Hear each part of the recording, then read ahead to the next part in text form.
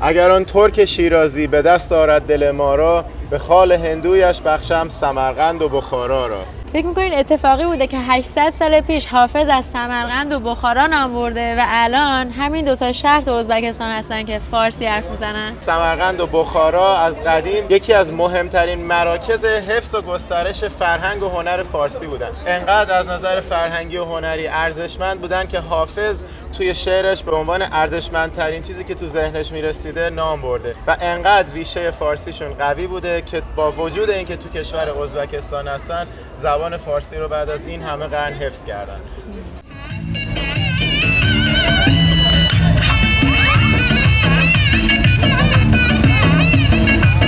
وسط ازبکستان دیگه این یکی رو انتظار نداشتم. ببینید چه بارونی گرفت. این خالی داره میشه. از سواری تو چنین کوهستانای آسیای میانه رو من واقعا فقط توی فیلم‌ها تا الان دیده بودم.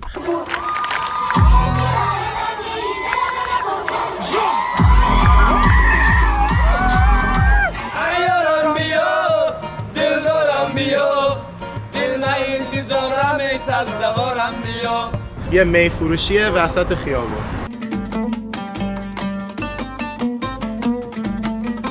گوگوشو دوست داری؟ در دو گوش خود رو مال میبندن هم مرزبا کله پاچه هم داره. پاچه داره پس. آره. عکس اثر لیلی و مجنون رو میبینیم و همچنین شیرین و فرهاد. حال و هوا اینجا قشنگ هوس شراب انداخت تو سرم. نگاه کنین چقدر شبیه آرامگاه حافظ و سعدیه.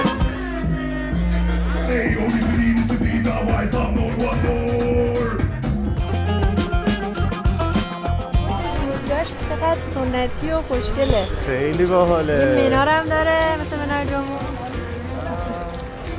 خیلی طرح قشنگی داره. خیلی. هوا چقدر خوبه. 5 خورده صبح الان و همینجا با ازبکستان سلام کردیم.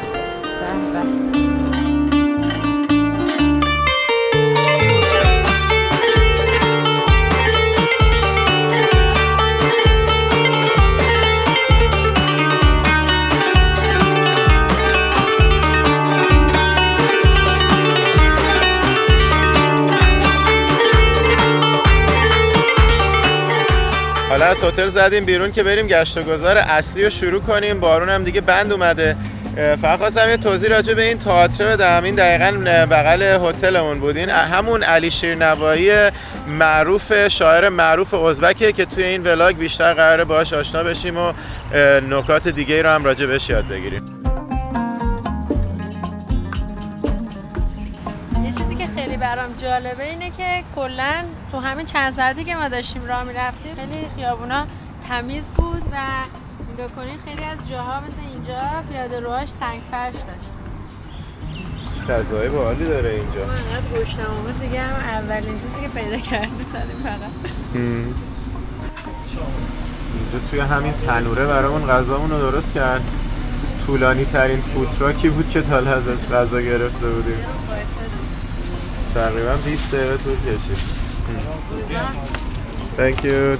رحمت. امیدوارم خوشمزه باشه چون طرفای 12 و کلی مشتری داشتش. الان ببینیم چطوره دیگه. ما هر دومون حالت شاورمای مرغ گرفتیم. شاورما که نیستش، رول مرغ. این غذا خیلی خوشمزه بود. چیزش هم اسم رستورانش هم گوشت گلسونه. آره. گوشت. کلا تو این شهر همینجوری از این پارک در میای میرسی به یه پارک دیگه. اینجا وسط پارک دونه کتاب فروشی هم داره. همینجوری غرفه است تا ته پارک می‌بینیم. آره. مختلفه.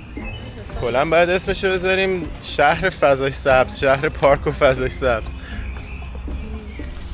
اینجا مجله دارن میدن.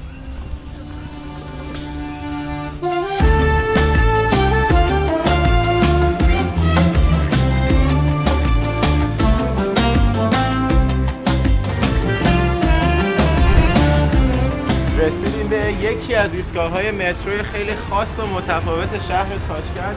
یکی اسمش هست کسموناوتلار به معنی کهکشان و کلا دلیل اینکه اینجا مثل روسیه خیلی از ایستگاه‌های متروش خاصه و جاذبه توریستیه با طرح‌های خیلی جالب اینه که دقیقا خود روسیه بوده که اصلا اول اومده این شبکه متروی تاشکند رو راه انداخته و حالا بیشتر راجع به تاریخ ورود روسیه و تصرف ازبکستان بیشتر صحبت می‌کنیم در ادامه ولاگ. 2 تا تیکت گرفتیم الان با 4000 تا، هر تیکتی 2000 تا بودش. واسه همین اسمش کهکشانه. نگاه کن، تم فضایی داره و کلی عکسای دانشمندا و چه می‌دونم ستاره شناسا و اینا رو هم به در دیوارش زده.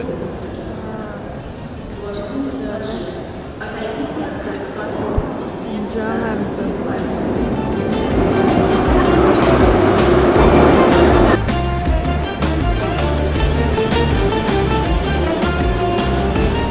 مثلا این عکسی که اینجا می‌بینین عکس یوری گاگارینه که میگن اولین فضانوردی بوده که وارد فضای خارج از زمین شده. در واقع یه فضانورد روسی بوده که توی سفینه‌ای بوده که برای اولین بار از اتمسفر زمین خارج شده.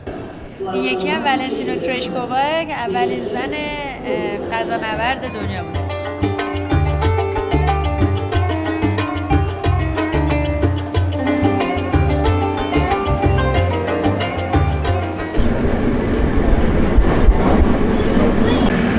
یکی ایستگاه ببینین چه شلوغه. خیلی خوشگل‌تره. بالا رو ببین، سقفشو. آره. رسیدیم به ایستگاه علی شیرنوایی که یکی از شاعران معروف ازبک بوده.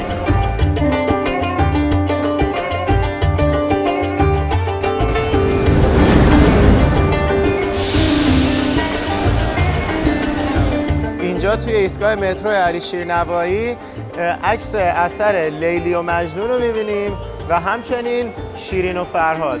حالا قضیهش چیه؟ این علی شیرنوایی که در اصل اهل هرات افغانستان کنونی بوده میاد وارد دربار تیموریان میشه و به عنوان هم سیاستمدار هم یه ادیب بزرگ توی دربار مشغول به کار میشه و اونو به عنوان پدر ادبیات ازبک میشناسن. اون زمان زبان رسمی دربار تیموریان ترکی چغتایی بوده و این علی شیرنوایی اومده بود این آثار بزرگ و کلا همه رو به این زبون به صورت شعر در آورده بود. یعنی همونقدر که شعرهای لیلی و مجنون گنجوی نظامی زیباست تو زبان فارسی، این سعی کرده بود همون زیبایی رو توی زبان خودشون بیاد بازسازی کنه و تطبیقش بده به زبان خودشون.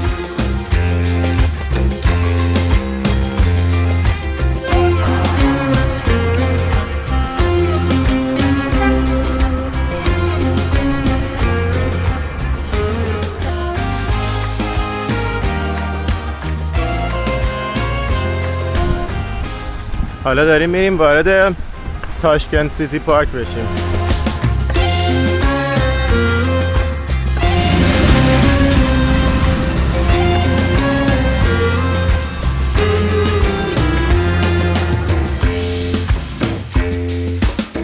آخه یکیشون این برای گیت گیر کرده، یکیشون اون برش. از اون برای گیت زن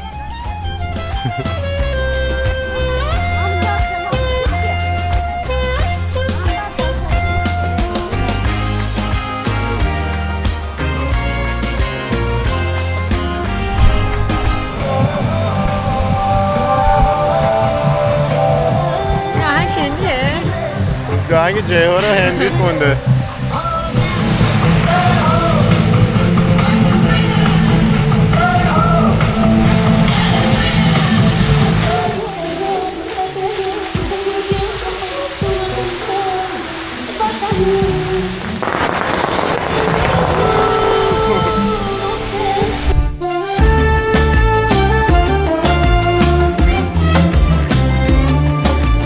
این مجسمه‌ای که می‌بینید همون تیمور لنگه که توی داستان‌های تاریخیمون راجع بهش صحبت می‌کنیم.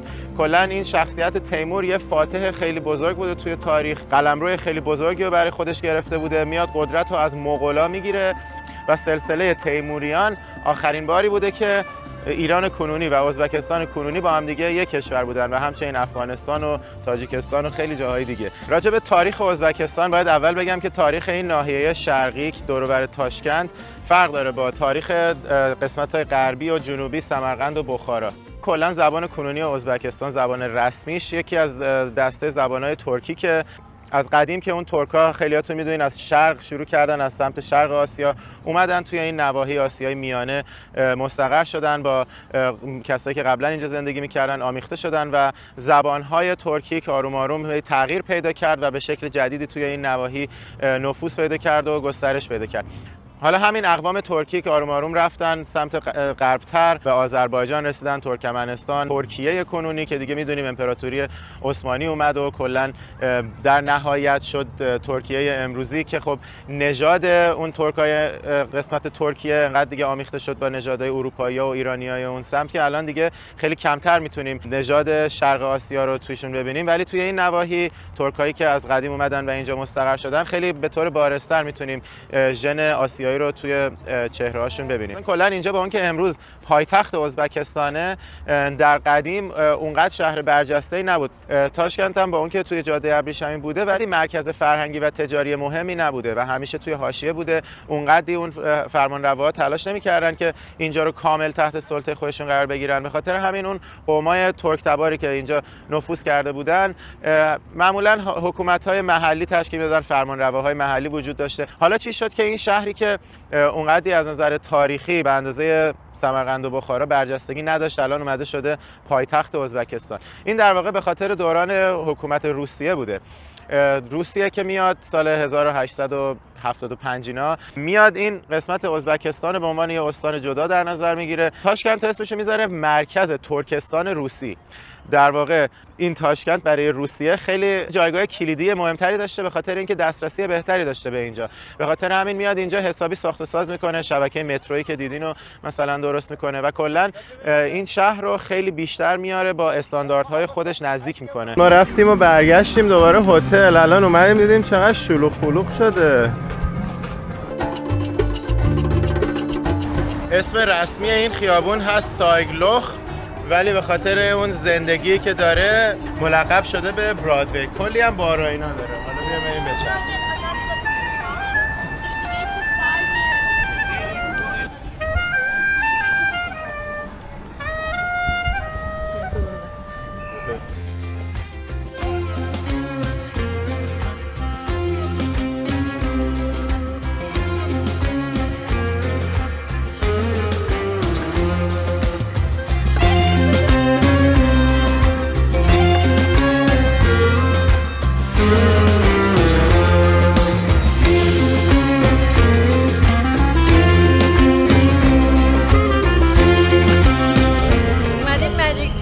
شهر جادویی که فوق‌العاده جای باحالیه برای شب اومدن و قدم زدن.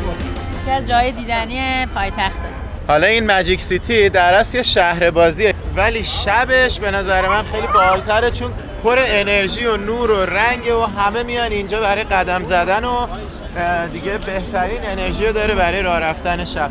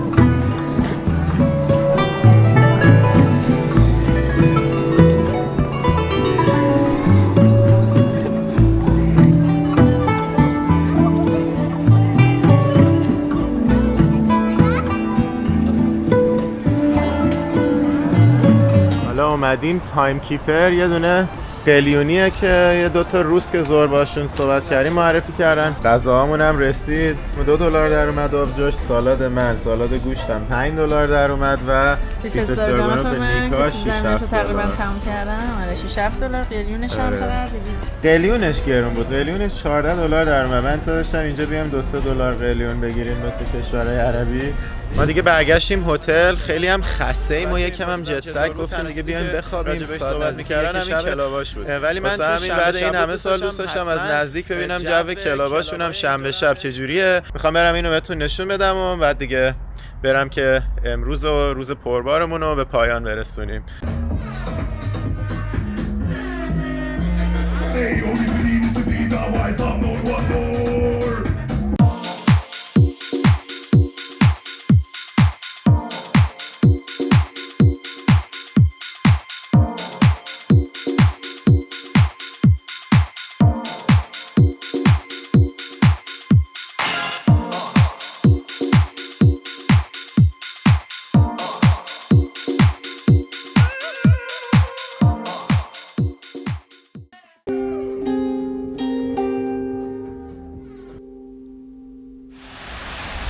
صبح روز دوممونه توی تاشکند و داره بارون میاد. بارونش البته خیلی شدید نیستش. داریم میریم شروع بکنیم.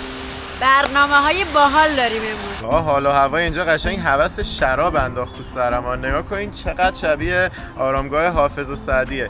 اینجا یادبود علی شیرنواییه که بهش میگن پدر شعر و ادبیات ازبک. حالا جالبه همین علی شیرنوایی به فارسی هم شعر سروده، ولی بیشتر از همه توی زبون ترکی چغتایی فعالیت داشته و به خاطر همین زبون ازبک که مدرن شده یا همون ترکی چغتایی یا جورایی، شعر و ادبشو به همین آقا نسبت میدن. به سلامتی علی شیرنوایی، روحش شاد. حالا اینجا کلی یادبود شعرا و دانشمندای دیگر رو هم میتونیم ببینیم تو همین پارک.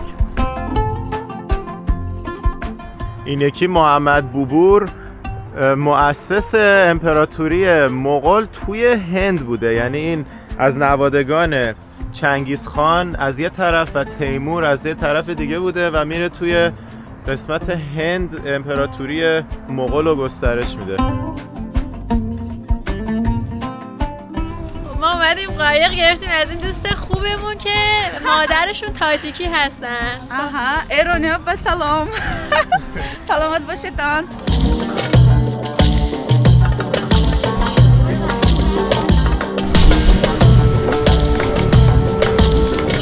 در ضمن بگم که قیمت بلیت این قایق هم شدش برای 10 دقیقه 60,000 تا. چه $4 آره برای جفتمون. برای برانچ اومدیم یه رستوران فوق‌العاده سنتی، اسمشو بگو حسین. خیلی سخته. گالوبیا کوپالا. خیلی سنتی داخلش.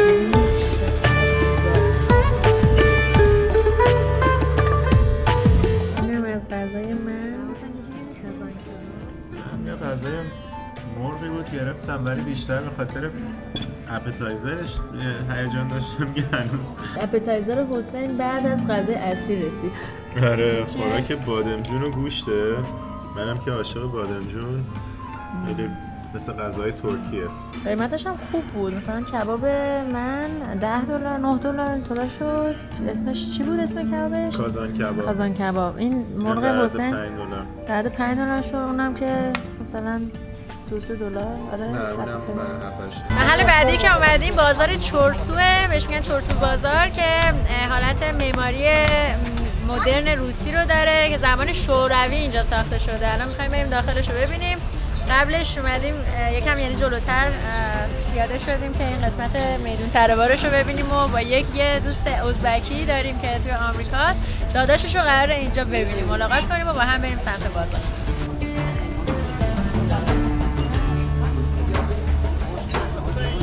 Hey, how are you? نه اتابک، همون اتابک تو فارسی. داداش دوستمون گلدی توی آمریکا که شوهرش ایرانیه، خودش ازبک، فارسی هم با لهجه اصفهانی صحبت میکنه و حالا داداشش اینجا ملاقات کرد. Very nice to meet you.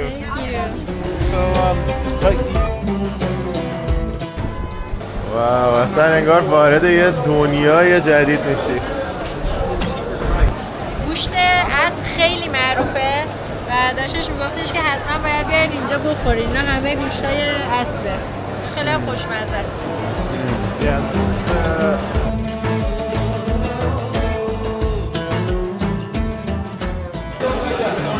طبقه بالا بیشتر ادویه‌جاته، پایین کلا گوشته که تو زبان خودشون هم گوشته. عاشق گوشتن اینجا. مثل منم خیلی عاشق گوشتم. بالا ادویه‌جات. آجیل ماجیل هم داره. اسم شما چیه؟ امام علی. امام علی. امام علی. اهل کجایی؟ اهل سمرقند. سمرقند. چه خوب. ما بعدش میریم سمرقند.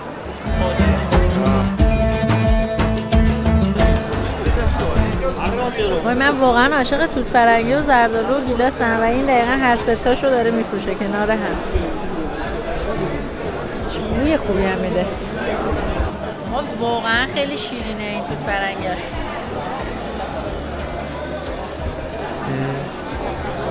یه عطر خاصی داره، حتی طعمش هم با توت فرنگی دیگه متفاوته. چقدر کاره خوشگلی داره. دستبندهای مطلقی.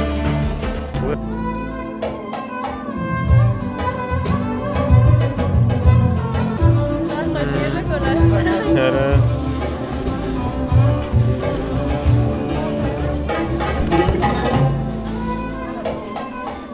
و این تیکه که اینجا داشتم فیلم میگرفتم مغزم یه لحظه هنگ کرد. من دیدم این روسا اومدن شروع کردن انگلیسی حرف زدن، اول با مغازه‌دار و این دوستمون اتابک، بعد یه مغازه‌دار شروع کرد سویچ کرد رو روسی، اینا هم سویچ کردن روسی، بعد اتابک هم شروع کرد باهاشون روسی حرف زدن و وسطش اتابک با اون مغازه‌داره که حرف میزد دوباره سویچ میکردن رو ازبک و یه چیزی بین ازبک و روسی و من کلا مغزم این وسط هنگ کرد بود.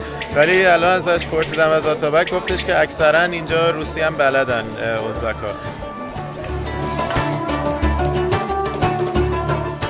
حالا رسیدیم به این سردره، از این رد بشیم میرسیم دوباره وارد کلا یه بخش و یه دنیای دیگه میشیم، غذاهای پخته.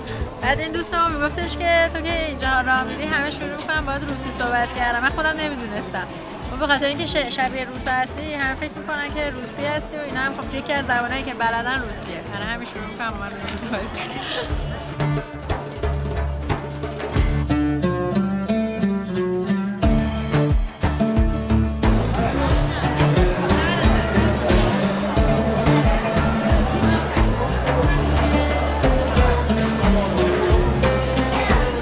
همین بازار غذا گرمی که این طرف بود، این برش کلی نشیمن با صفا داره، همه اینجا میشینن تو این فضا غذا سفارش میدن.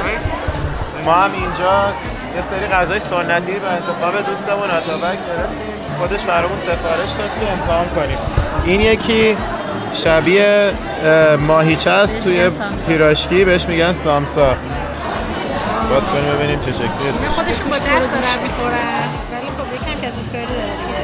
اوه گوشت ماهیچه است واقعا، نه؟ فکر کنم. نه خودش بخوره. ماهیچه؟ ماهیچه؟ گوشت اسبمون رسید. نگاه چه خوشگله.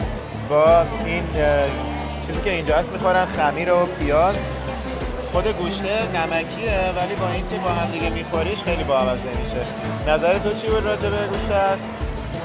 خیلی نمکیه و یکم هم چون خیلی اسب و دوست دارم برام آزاردهنده است که دارم گوشتشو میخورم، اما مثل که تو کل ازبکستان یکی از غذاهای اصلیشونه. از همه خوشمزه تر همین سامسای. اومدین حتما سامسای ماهیچه رو امتحان بکنید. اینم یکی دیگه از غذاهای محلیشونه که بهش میگن خانوم. گوجه و سیب زمینی و خمیر و بعضی پیاز وقتا هم و گوشت توش داره. خانوم چه مزه‌ایه. خانوما 4 نوع غذا گرفت و کل این غذایی که الان دیدین در کل شد $20. خیلی عالیه قیمت. اوه بچه این همونیه که خانوم میفروشه. غذای خانوم. خیلی خوشمزه.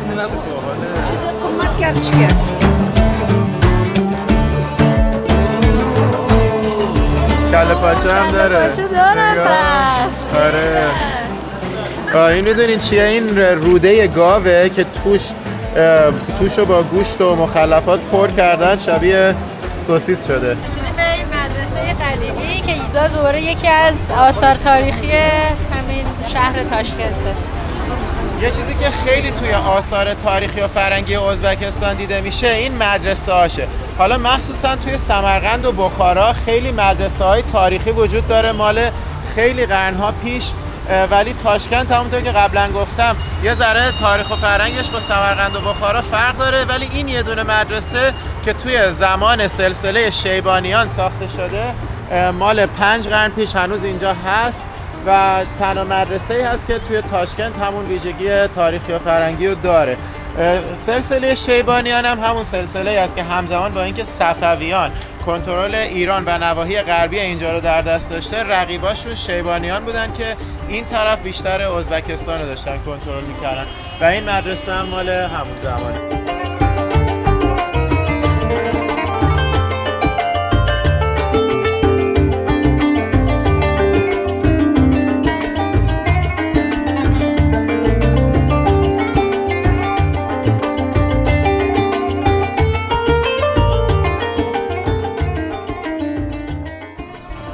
اینم از شام امشب ما تو رستوران کاروان. این دقیقاً همون غذای ظهری از آب در اومد. تو قسمت سوپا بود، من فکر کردم یه سوپ اسب داره، بعد دیدیم نه همون غذا هست، فقط یه آب گوشت هم کنارش گذاشتن که بتونی قاطی کنی. این کباب لیوره. یه دونه جیگر گرفتیم، یه دونه گوسفند.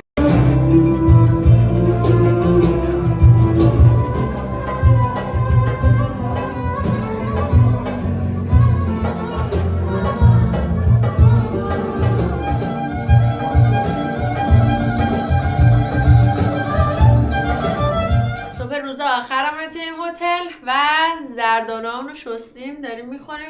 خیلی زردالوهاش هم شیرینه. مقصد اول امروزمون کجاست؟ برج پایتخت. قراره بریم بالاش، از بالا شهر رو بتونیم. اینجا هم 8 از برج‌های بلند دنیا رو گذاشتن. البته برج خلیفه جزوش نیست، ولی فکر کنم اون موقع که برج CN تاور کانادا بلندترین برج بوده اینا رو ساختن، ماکتشو. و کلا نمیدونیم چرا، چون ماکت خودش رو این وقت اینجا نذاشته که مقایسه کنه. شاید هم می‌خواسته بگه نگاه کنین الان این از همه اینم بلندتره. اون طرف هم ایفل و یکی دو تا برج توی آمریکا و یه دونه دیگه از چین. خب اشتباهی که ما کردیم رو نکنید. ما اومدیم تو و دماغمون سوخت، گفتش ساعت 2 این برج باز میشه، واسه این بعد بریم سر مقصدهای بعدی و دوباره بعد ساعت 2 برگردیم اینجا.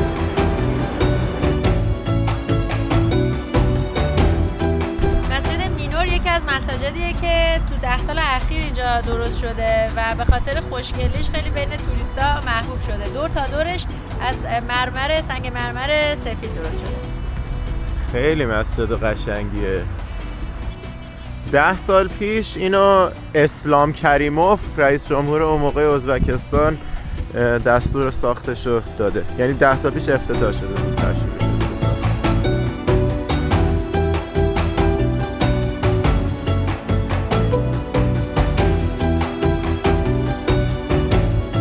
مقصد بعدیمون پارک نوروزه. یه جای خیلی باحاله که امیدوارم به زودی بهتون نشون بدیم، ولی فعلا باید بریم یه سرپناه پیدا کنیم تا بارون قطع شه. اینجا قسمت‌هایی از ازبکستان رو شبیه سازی کردن که به نوروز و فرهنگ باستانی ایران بیشتر ربط داره، مثل سمرقند و بخارا.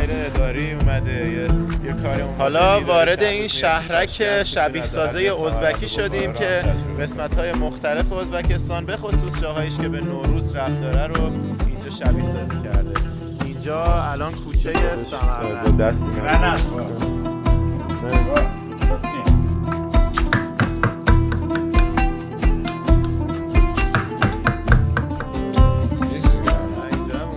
بارون میومد میتونستیم بیاریم بشینیم. اوه ببینید چه بارونی گرفت یا شانس آوردیم دقیقاً به موقع اومدیم اینجا یه غذا سفارش شدیم. چه فضای خفنیه. اینقدر فضا خوبه، اصلا همین که بارون میاد این بو عطر این گیاها اصلا کاش میتونستیم این بوها و این صداها رو همه تکنولوژی آینده بو رو هم میتونه ضبط کنه ان شاءالله. تکنولوژی آینده بو رو هم رحمت. تو فرنگی ها رو خودمون هم صبح شسته بودیم، ولی این دیگه رفت کامل ترش کرد. این آقای اینقدر مهربونه، اومد برای ما پتو آورد گذاشت رو منشون، هوا یکم سرده. خیلی بامزه است. ببینید چی درست کردن. واو. سوپ توی نون. یه چیز جالب دیگه هم که راجع به این رستوران خواستیم بگیم اینه که اکثر این رستورانایی که ما رفتیم صورت حسابا رو توی یه دونه باکس شبیه به کتاب میارن و این دفعه گفتیم حداقل ویدیو بگیریم. این چقدر خوشگله. الان غذامون چقدر شد؟ ما 2 تا سالاد گرفتیم با یه دونه سوپ گوجه به خاطر اینکه می‌خواستیم رستوران. آره چون می‌خوایم یه رستوران دیگه هم بریم، برای همین اینجا کم گرفتیم. 186,000 یعنی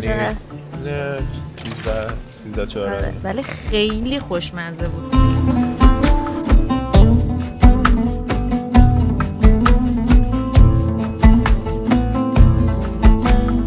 اینم شانس مایه. اومدیم اینجا موزه امیر تیمور که با تاریخ تیموریان و اون طوری که ازبک‌ها روایتش میکنن بیشتر آشنا بشیم. ولی چی شد؟ دقیقاً هر روز باز الا دوشنبه. فقط دوشنبه تعطیله که ما اومدیم. اینجا رو بهش میگن مجتمع حضرت امام. حضرت امام کیه؟ امام ابوبکر شاشی یکی از شخصیت‌های مهم مذهبی ازبکستان بوده که دور آرامگاهش این مجتمع رو میسازن. حدود 500 سال پیش بوده و میگن که اولین قرآن یعنی قرآن عثمانی توی همین مجتمع نگهداری میشه.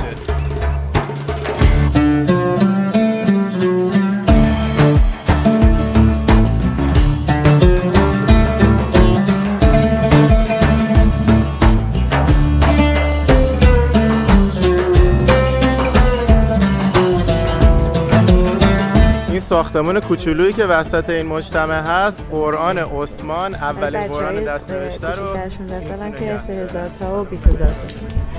بعد میگن این اولین قرآن تاریخ نیست، اولین قرآنیه که کامل نوشته شده، یعنی اولین قرآن کاملیه مال همون زمان عثمانه و این قبلا توی مدینه نگهداری میشده، بعدن بردنش بغداد.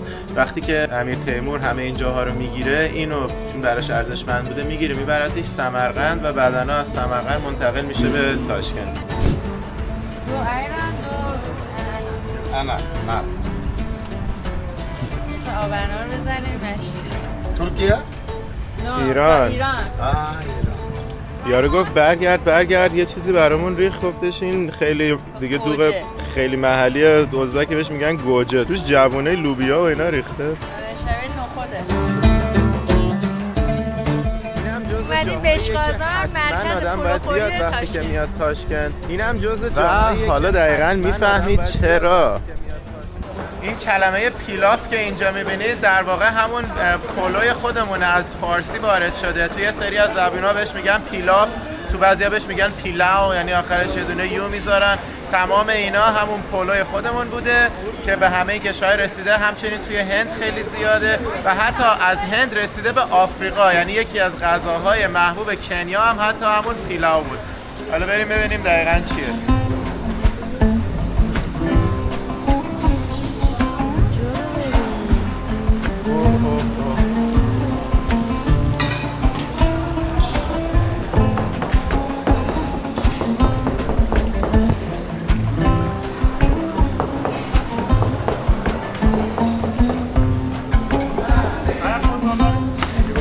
الان 2 تا بشقاب پلو با گوشت گوسفندی سفارش دادیم که شدش 72,000 تا، یعنی کلا $5. $5 دوتامون با هم 2 تا بشقاب از این پلوهای مفصل $5.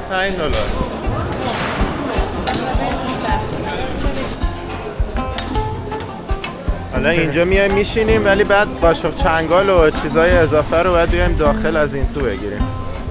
و اینجا هم دوباره کلی فضای دیگه داره برای نشستن. چقدر بزرگه اینجا.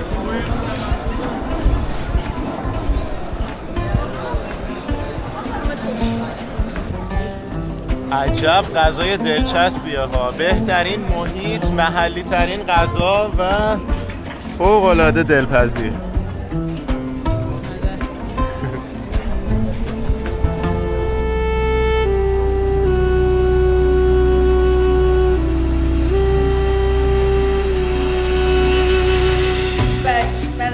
برگشتیم توی این برجه که گفتن ساعت 2 باز میکنن و نفری 50,000 تا شارژ میکردن که بریم بالا. چقدر میشه؟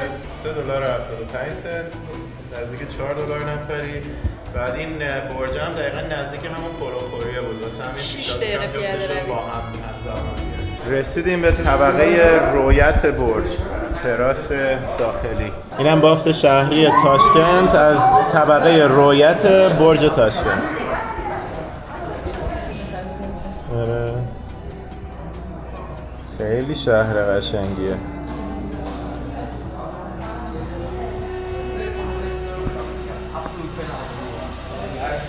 اینجا یادبود کشته شدگان دوران خفقان و استبداد شوروی توی ازبکستان و به یاد تمام اون کسایی که توی دوران استبداد شوروی و تصرف ازبکستان توی تظاهرات‌های مختلف کشته شدن یا کسایی که صرفاً به خاطر اینکه توی گروه‌های مخالف دولت بودن قتل عام شدن، اینو به یاد تمام اون افراد اینجا بنا کردن.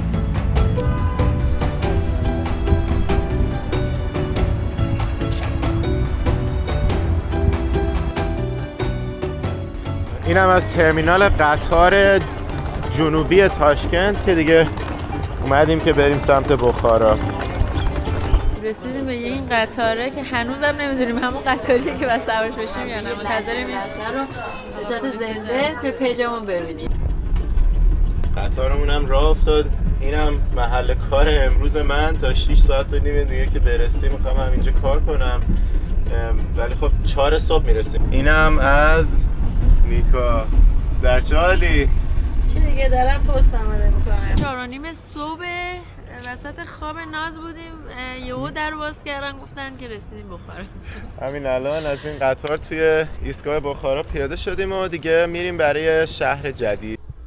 واو نگاه کن، حیات تختم خلوت داره. قشنگ بوی حیات خلوت هم میده. خیلی با نمکه. و اینا رو تو عکسشون دیده بودم. چشم سیاه داری قربانت شوم من، خانه کجا داری مهمانت شوم من، چشم سیاه داری قربانت شوم. حالا دقیقاً رسیدیم به میدون مرکزی بخارا. اینجا رو بهش میگن حوض و پاتوق اصلی هنگ اوت کردن مردم بخاراست.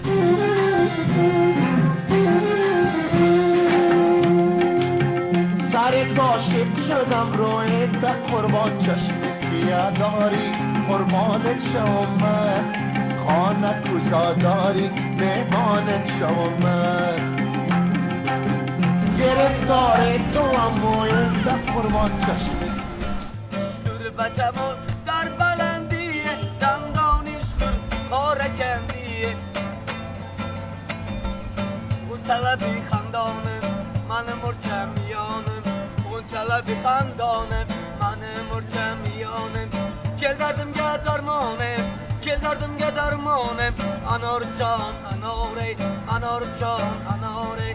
اینجا مجسمه مولا نصرالدین رو میبینیم که احتمالا خیلی ها لطیفه هاشو شنیدین و خیلی از کشورها معتقدن که مولا نصرالدین مال اون کشور است، اما ازبکستانی‌ها خیلی بیشتر روی این شخصیت غیرت دارن و توی تمام این سوغاتی فروشی ها میتونید این شخصیت رو ببینید و بخرید. یکی از ویژگی‌های شخصیتی هم بخارا هم سمرقند این مدرسه هایی هست که این معماری‌های خیلی جالبه داره، معماری‌های خیلی سنتی رو داره که توی نقاط مختلف شهر ببینیم. مثلا تو همین میدون مرکزی بخارا که این اسب مولا نصرالدین بود، الان 2 تا مدرسه بزرگ اینجا می‌بینیم. معمولاً مدرسه‌های مذهبی هستن ولی خیلی هاشون هم مدرسه عادی هستن که الان دیگه تبدیل شدن به موزه.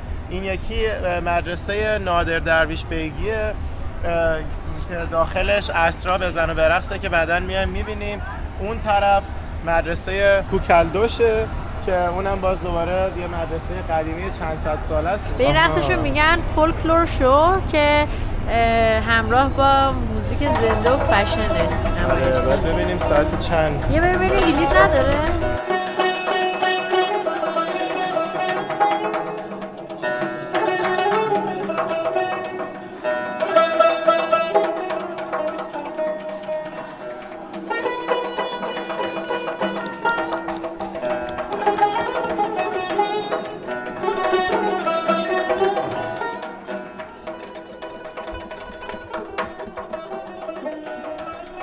اینجا چند تا دانش آموز خیلی خوب ازبکستانی هستن از بخارا، درسته؟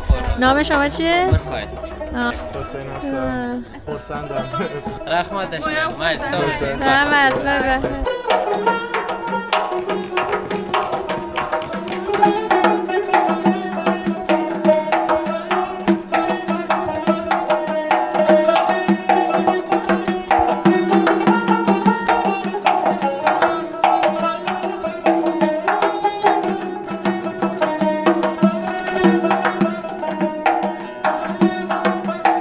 نام شما چیه؟ نام من جسور است. چی درست مینیاتور می‌کنی؟ میکشم، مینیاتور. مینیاتور؟ این جلال الدین رومی، ابو علی ابن سینا، این کاری من، این کاری نصرالدین من خودم کشتم. پینتر. نامی من جسور. این ساختمون تاریخیه اینی که توش هست. 16 قرن 16 ساخته شده. اینجا از همون 600 سال پیش اسمش طاق تلپک فروشا بوده، یعنی یه بازار بوده که توش از این کلاها میفروختن. بعد این خب کلا یکی از دلایل رونق سمرقند و بخارا، یعنی دلیل اصلی رونق سمرقند و بخارا این بوده که جای خیلی خوبی توی جاده ابریشم داشتن.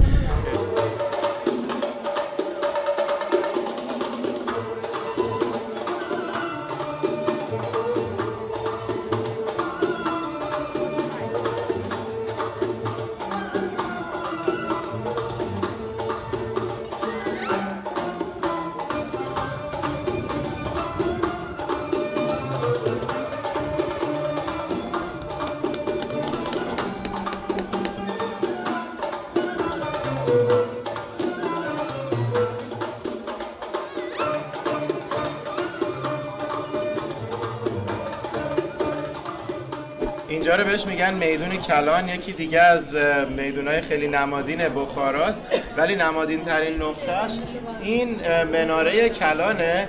یکی از قدیمی ترین بناهاییه که هنوز توی بخارا پابرجاست، چون زمانی که چنگیزخان حمله میکنه به کلا این ناحیه اکثر ساختمونای بخارا رو تخریب میکنه. فقط 2 تا ساختمون هست که به قاطعیت میدونن که چنگیزخان خرابش نکرد، یه سریاش تو شک هست ولی یه سریاشو میدونن که خراب نکرد. یکیش اینه که 900 سال خدمت داره دقیقاً به همین شکل و شمایل. واقعا جالبه برام که این برج به این بلندی که برای صدا زدن مسلمونا به نماز استفاده می شده از 900 سال پیش همینجوری اینجا بوده.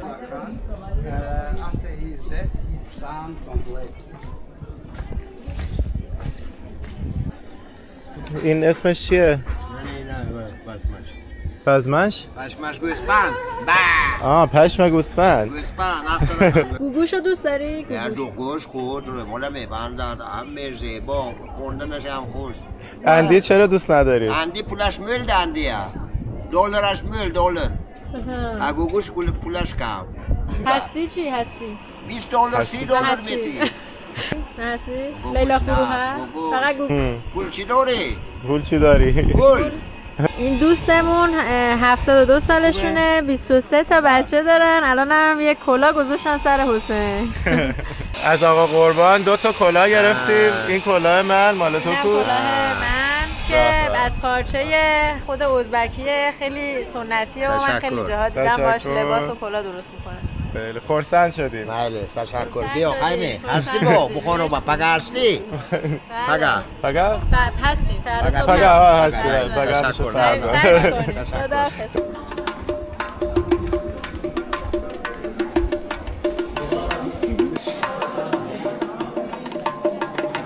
راجع به تمام سازار روی این دفترچه نوشته شده و خودشون هم که این توی CD ازبکستان مشهور روبابو سیدیشون رو گذاشتن و به عنوان یکی از کسایی که این چند تا از این بندا رو زدن اینجا عکسشون هست. اسمشون اسدالله. شما هم داری سیدی؟ بله بله. کجا؟ نه همینجا شما بیاید دیگه توی ما هر دوی ما.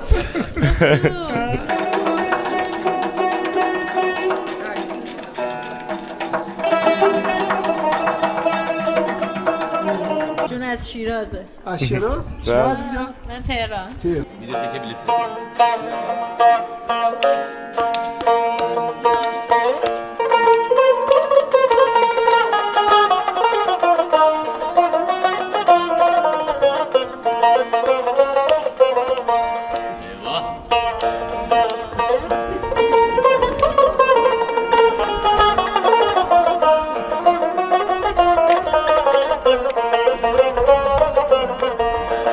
خیلی بافت باحال داره شهرش، یعنی ما الان همینجوری داریم رندوم برای خودمون هی از این ور شهر میریم اون ور شهر، همینجوری از این ساختمونا لذت میبریم. خیلی باحاله. چوب گردو از اول ایشون درستش میکنن و میشه جا قرآنی. اوه از یک چوب چور بولک یغوز. اوه این کارای شماست. یک کار. چقدر زیبا، خیلی کارتون قشنگه.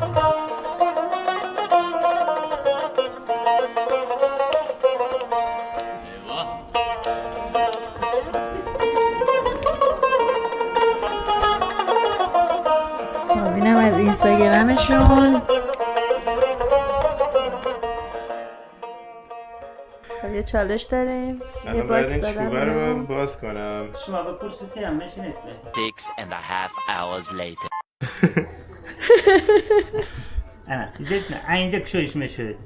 اینجا. انا این طرف کشویش نمیشود. ماشاءالله. بعد انگشتا رو باید اینجا و اینجا بذاریم. چرا اگه اینجا و اینجا بذاریم؟ چه بانمک. به این میگه گیلام؟ اسکی گیلامی. اسکی گیلامی؟ 150 سال زیاد. قدیم است. خسته نباشی. سلامت باشی.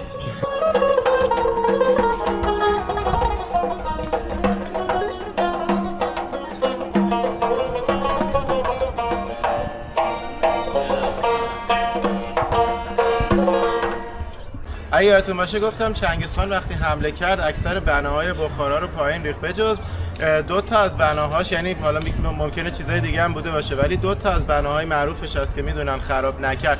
یکیش همون مناره کلام بود که قبلش بهتون نشون دادیم، اون یکی این مسجده که قدیمی ترین مسجد بخارا هست و میگن قرن نهم همون اوایلی که اسلام اومده بوده اینجا ساخته شده. و ببینید که چقدر سر و پا و جالبه که اینجوری خودت تونسته خودش حفظ کنه. و چنگیزخان به خاطر اینکه یه مسجد قدیمی بود احترام گذاشت و گفتش که این یه دونه رو من تخریب نمی‌کنم. الان این مسجد شده موزه فرش که بریم با هم دیگه ببینیم.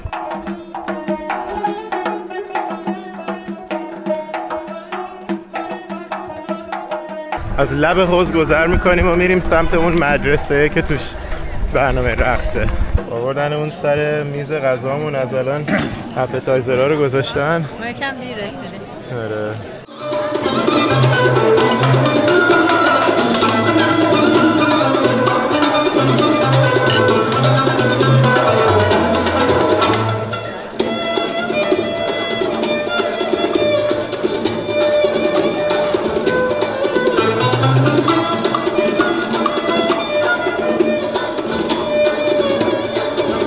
اینم از غذای ما که همین الان آوردن گذاشتن جلومون. مرغ داره و یه تیکه گوشت و سیب زمینی و گلکلم و بروکلی.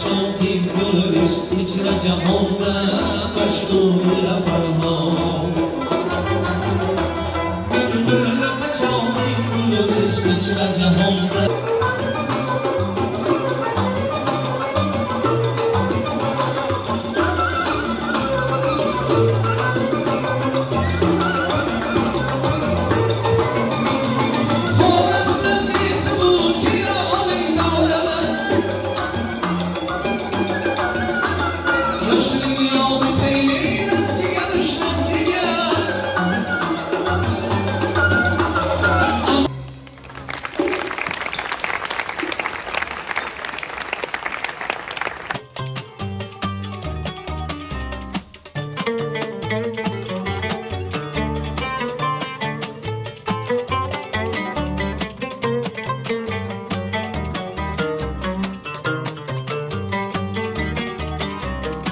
اولین جایی که امروز اومدیم ببینیم بازار مرکزی بخارا هست که دقیقاً بغل دیوارهای قلعه بخارا قرار داره. این قلعه خیلی از سلسله‌های قدرتمند تاریخ توش حکمرانی کردن. از دوران سغدیان شروع شد که حدوداً 1500-600 سال پیش این قلعه اولین بار ساخته شد. بارها در طول زمانها تخریب شده و بازسازی شده و سلسله‌های مثل سامانیان و شیبانیان هم توی همین قلعه حکمرانی کردن. تمام این دیوارها موقع حمله روسیه به ازبکستان تخریب شد. البته این درش رو میگن که سالم مونده بوده این دروازه، ولی بیشتر این دیوار تخریب شده بوده و دوباره بازسازی شده که جنبه تاریخی خودش رو حفظ کنه.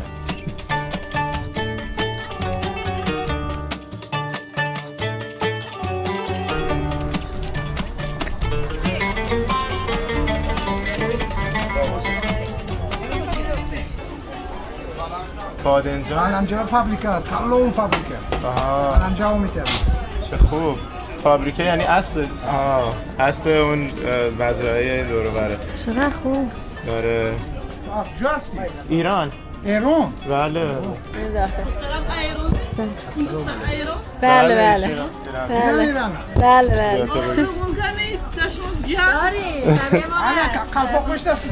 تعجب کردن که نیکا ایرانی. راه سفید. راه سفید. چیا داره؟ سفید. وای من عاشق اینا. هدیچه.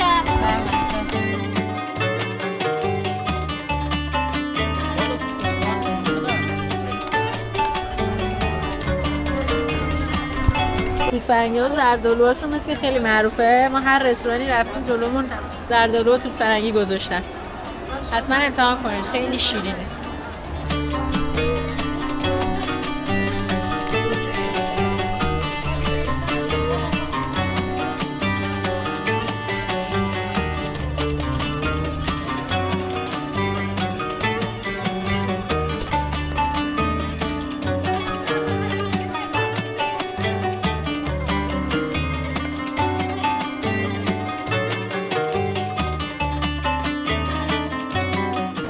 خوشبوه.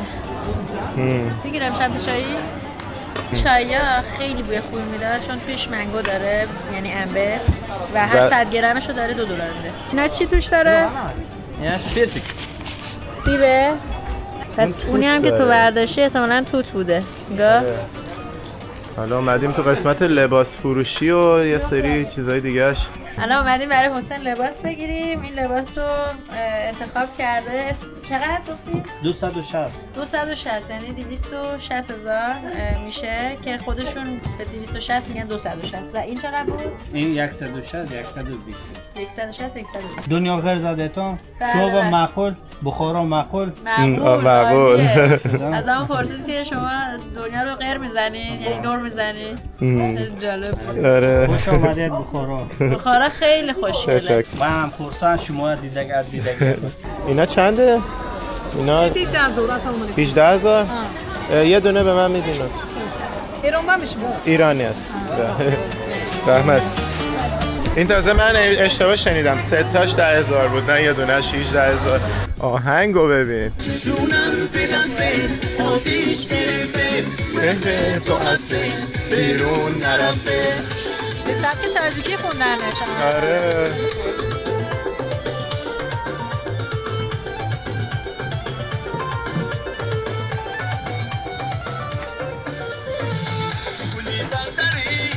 آره بالا. همه آهنگای اندیو با لهجه تاجیک خوندن، چه خیلی باله. اگر آن ترک شیرازی به دست دارد دل ما را، به خال هندویش بخشم سمرقند و بخارا را. حالا میخوایم یکم بیشتر وارد تاریخ و ارزش تاریخی سمرقند و بخارا بشیم که بیشتر بفهمید که چرا حافظ انقدر این دو شهر رو ارزشمند میدونسته که توی این شعر به این شکل ازشون یاد کرده. ما الان کنار آرامگاه شاه اسماعیل سامانی هستیم که همون کسیه که بعد از قرنها که کل این ناحیه من جمله ایران، افغانستان، تاجیکستان و سمرقند و بخارای کنونی در دست اعراب بوده، میاد و زبان و فرهنگ فارسی رو احیا میکنه و توی بخارا حکومت میکرده.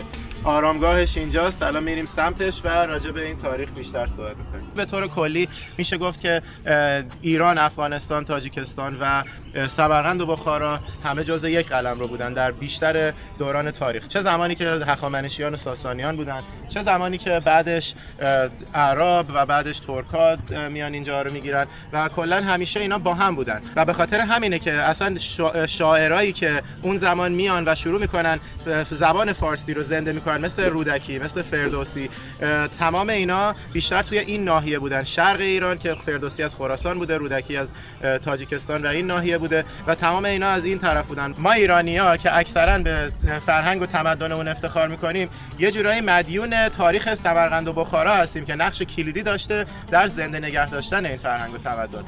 حالا بعد از سامانیان خب سلسله های ترک زبان بیشتر میان سر کار، بعدش مغولا حمله میکنن که کلا مغولا کل این نواحی رو میگیرن. حدودا 100 سال بعد از اون امیر تیمور میاد و میگه من از نسل چنگیز خانم ولی میخوام قدرت رو از مغولا بگیرم و خودم یک سلسله جدید بنا کنم. ولی خود تیمور به شدت به زبان فارسی علاقه‌مند بوده و شاعرها و ادیبای فارسی زبان وارد دربار خودش میکرده و بهشون ارج میداده و به خاطر همین حافظ که خودش در دوران تیموریان رشد کرده و شاعر شده، ارزش خیلی زیادی برای سمرقند و بخارا قائل بوده، به طوری که میاد میخواسته با ارزش ترین چیز رو اهدا کنه به خال هندوی ترک شیرازی، میاد از سمرقند و بخارا مایه میذاره. بعد از دوران تیموریان اما متاسفانه این تاریخ سمرقند و بخارا با تاریخ ایران کاملا از هم واگرا میشه. موقعی که صفویه میاد ایران و افغانستان رو میگیره، شیبانیان که رقیب صفویان بودن بیشتر تاجیکستان و ازبکستان کنونی رو در دست میگیرن. حالا شیبانیان هم خودشون حالا بحث است که اصلا فارسی زبان بودن در اصل یا ترک زبان، ولی اون زمان اینجوری بوده که حالا هر کسی تو محله خودش زبانی که غالب بوده رو صحبت میکرده دیگه و توی سمرقند و بخارا فارسی غالب میمونه، ولی تو بقیه نواحی ازبکستان کنونی این ترکی که حالا امروز تبدیل شده به ازبکی بیشتر و بیشتر رونق پیدا میکنه و همونطور که توی تاشکند براتون توضیح دادیم، روسیه وقتی میاد این نواحی رو میگیره، اینجا رو اسم کل این ناحیه رو میذاره ترکستان روسی و زبان ترکی که اینجا غالب بوده که همون ازبک بوده رو زبان رسمی اینجا میکنه و دیگه بعد از اون خیلی زبان ازبک غالب‌تر میشه اینجا و زبان رسمی این نواحی میشه که الان شده ازبکستان و حتی خط و رسمشون، نوشتارشون که قبلا فارسی یا عربی بوده، در زمان سلطه روسا تبدیل میشه به روسی و به خاطر همینه که امروزه دیگه کلا حتی فارسی رو هم اینجا با خط و رسم روسی مینویسن. حالا بیاین داخل این آرامگاه رو بهتون نشون بدیم.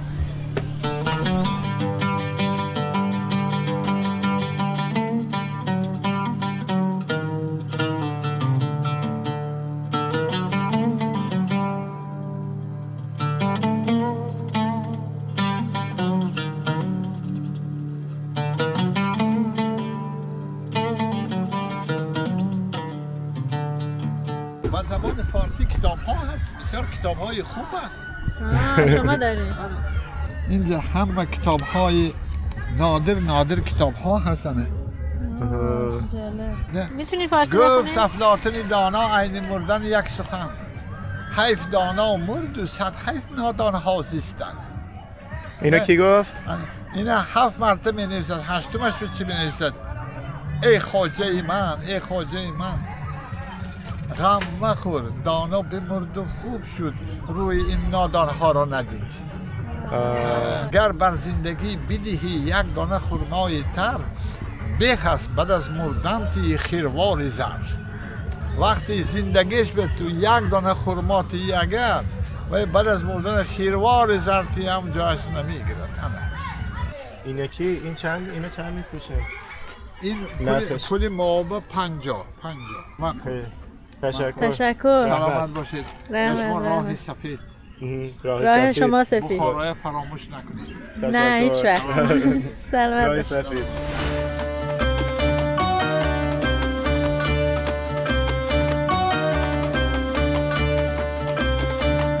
شهر فارسی زبان آزاده اینجا. نوشته می و شراب، یه می فروشیه وسط خیابون.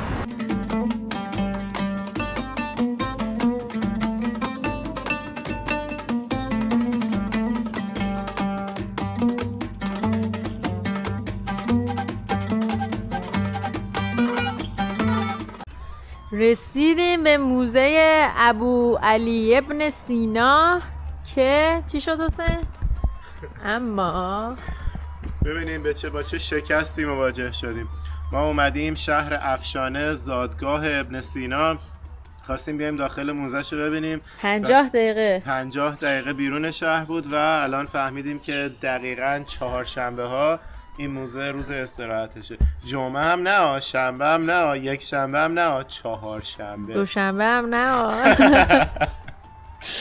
خلاصه هیچ جای اینترنت هم ویدیوهاش وجود نداره که حتی بخوایم مثلا بتونیم از یه جا دیگه بهتون نشون بدیم که داخل این موزه چی هست. حالا برای همینه که حسین یه آبجو 1.5 لیتری گرفت که بره بالا. داره این همون آبجوست که از اون می فروشیه گرفتم و الان شکست خورده نشستم دم در موزه این اسطوره دارم آبجو میخورم. ولی جاذبه اصلیش اون مجسمه هست که الان میریم اونجا و راجع به ابن سینا یکم بیشتر با هم دیگه گپ میزنیم. اینم از مجسمه یادبود دانشمند بزرگ ابن سینا که پشت سرمونه و پشت سرش دانشکده پزشکیه که به یاد و نام ایشون درست کردن. ابن سینا افتخار علمی ایران و سایر کشورهای فارسی زبانه. توی علم ریاضیات، پزشکی، نجوم، فیزیک، فلسفه قشنگ علمو جابجا میکنه. یه کتاب پزشکی مینویسه که تا قرنها معیار اصلی پزشکی تو کل اروپا بوده. اولین کسی بوده که بیماریهای مصری رو تشخیص داده و اهمیت قرنطینه برای جلوگیری از پخشش رو کشف کرده. توی علم فیزیک تئوری ارتباط نور با بینایی رو کلاً متحول کرده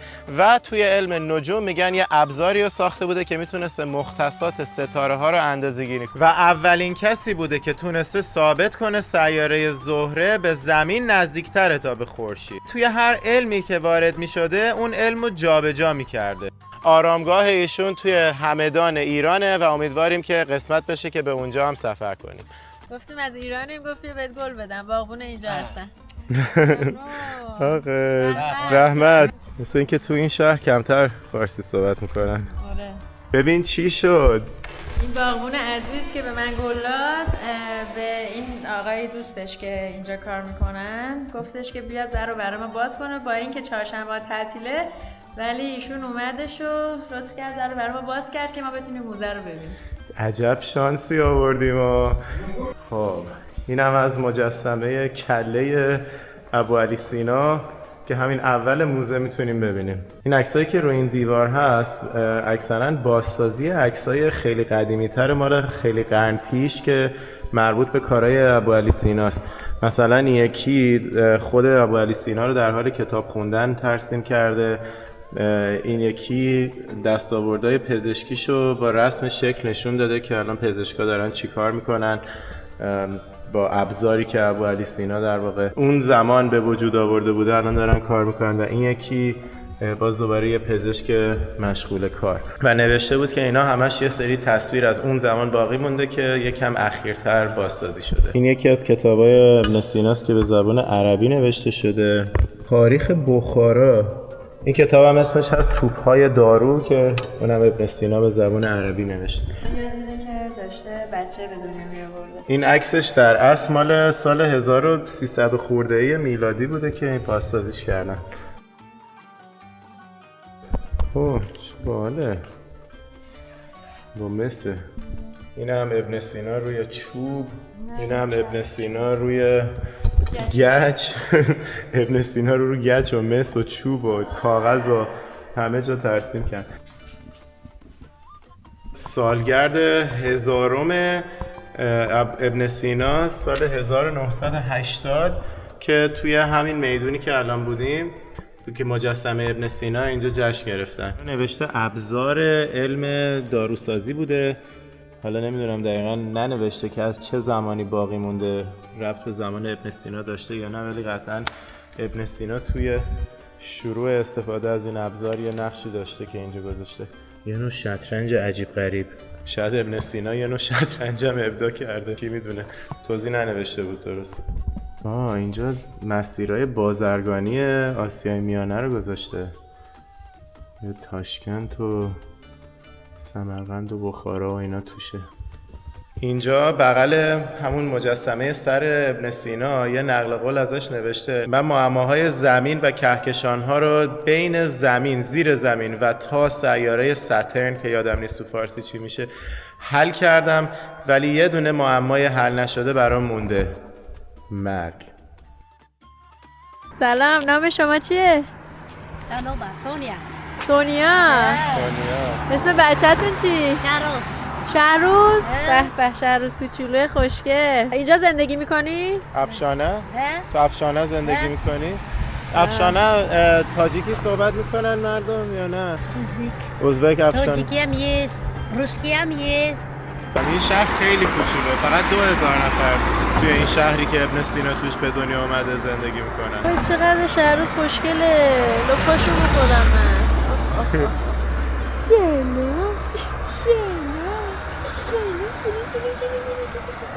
رحمت سلامت باشی. اون قلعه بخارا که صبح رفتیم یه قسمت از دیوارش دیدیم، الان اومدیم ورودی اصلیش، میخوایم ببینیم که هنوز راه میدن یا نه. ما تونستیم وارد محوطه این قلعه بشیم و ساعت 6 نوشته بود میبنده، ولی در واقع تا ساعت 8 بود. شانس آوردیم. نفری چقدر بود بلیتش؟ 40,000. یعنی دوتامون رو هم شد حدوداً $6 بلیتامون. و اینجا که میای یه دونه منظره داره چشم انداز به کل بخارا.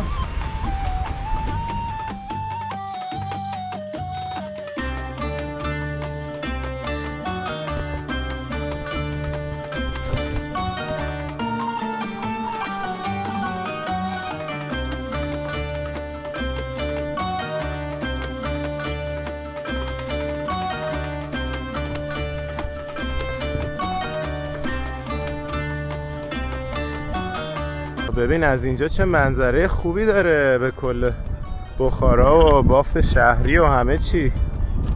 دوستان، قسمت اصلی این قلعه که از قدیم سالم مونده و مهمترین قسمتشه که باید بیایم ببینیم، مراسم خانشه. اینجا دیگه اصل اوریجیناله و قسمتیه که تخریب نشده.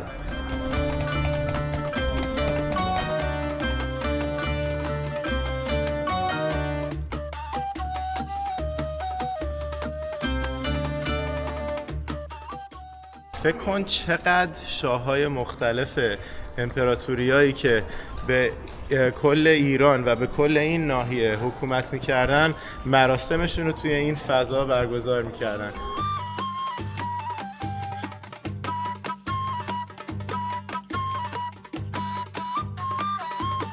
اینجا استبلشون بوده که اینجا نوشته سعیسخانه هولیسی. سعیسخانه هولیسی.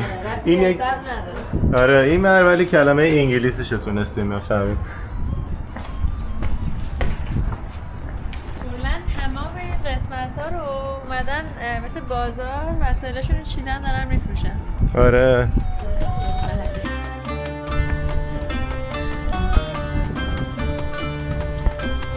محل ملاقات، محل خوش آمدگوییه. می آوردن اینجا مهموناشون رو بهشون میگفتن خوش آمدید. کلی بشقاب و ابزار و قاشق چنگال. اوه چوب قدیمی، سنگ قدیمی. اوه چه سماوری. بکنم سماوره مال خودش بود. این هم یه شتر بیچاره زبون بسته که وصلش کردن به کف زمین که توریستا رو بتونن بیارن اینجا بچرخونن و یه سری عکسای فیک باش بگیرن.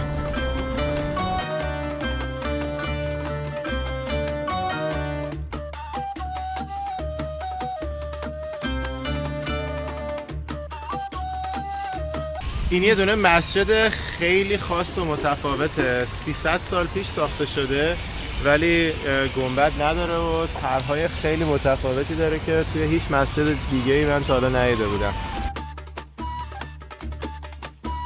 من فکر کنم اونایی که اخیراً به اسلام روی میارن به خاطر دیدن مساجدشه. واقعا قشنگه.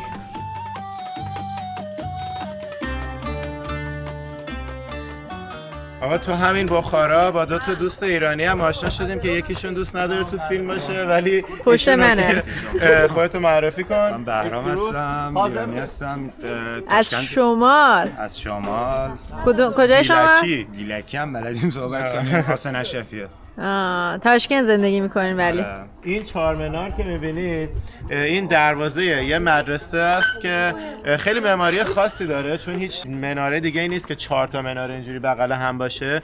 یه تاجر ترکمن بوده سال 1807 همینجوری داشته از اینجا رد میشده، حال کرده بیاد یه معماری عجیب غریب و خاص رو اینجا بنا کنه و الان دیگه تبدیل شده به یه میراث فرهنگی توی بخارا. خلاصه میبینیم که این دروازه یه مدرسه است در واقع. اسمت چیه؟ خوبانای. گفتی کجایی هستی؟ ایرانی. اینا چیه؟ ارده مدال. مدال؟ از این از وقتای جنگ ماندگی. از چه جنگی؟ روسیه. SSR. جنگ روسیه. چه خونه باصفایی داری؟ اینا نسلشون که از ایران اومده از اینجا عکساشو گذاشته تا اینجاها. خودش گفت؟ بابا کلان این چیه که پدر بزرگی میگن بابا کلان. بابا کلان. بس واقعا نسلشون از ایران اومده. بلدی بخونی فارسی یا نه؟ نمیتونم. واو این واقعا عتیقه است. این خوبانایی رفت گربهشو برامون آورد. اسمش چیه؟ پیچک؟ پیچنک. پیچنک.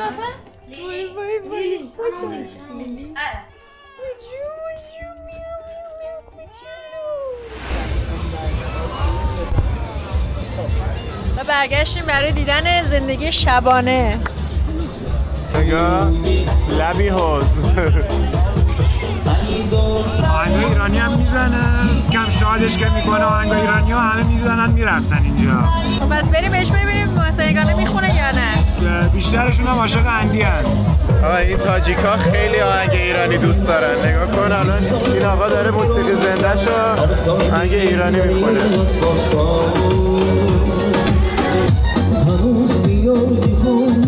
همین دینا هرگز باور نداشتیم دنیا اینجور میمونی. سال سال این چند سال این سال هر سال بیرون سال هر سال بگیم در این از پرسال. سلامتی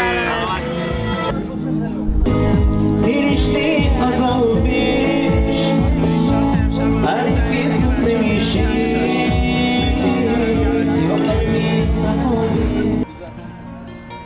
از بدخشانمه حرم جانمه در پیش من بیا بیا. از بدخشانمه حرم جانمه در پیش من بیا بیا. ایارم بیا دل دارم بیا. ایارم بیا دل دارم بیا. دل ما انتظارم سبزوارم بیا. دل ما انتظارم سبزوارم بیا. صبر کنمه آرومی جانمه از خرک گلمه بابانمه در پیش من بیا بیا. در پیش من بیا بیا. ایارم بیا دل دارم بیا. ایارم بیا دل دارم بیا. دل ما انتظارم سبزوارم بیا. ساکامونو دیگه برداشتیم و زدیم بیرون. داریم توی کوچه پس کوچه های بخارا آخرین قدمامونو میزنیم که دیگه بعدش بریم سمت سمرقند.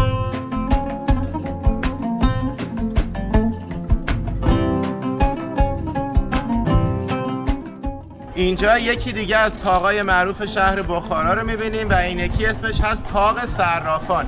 همونطور که از اسمش پیداست اینجا مرکز صرافا بوده. 500 سال پیش ساخته شده. معماری خیلی برازنده‌ای داره برای خاورمیانه و آسیای میانه و اینم نقش برجسته‌ای داشته توی جاده ابریشم، به خاطر اینکه صرافا می اومدن اینجا. هر کی می‌خواسته تو جاده ابریشم تجارت کنه توی این قسمت بخارا بعد می اومده اینجا برای تعویض پول.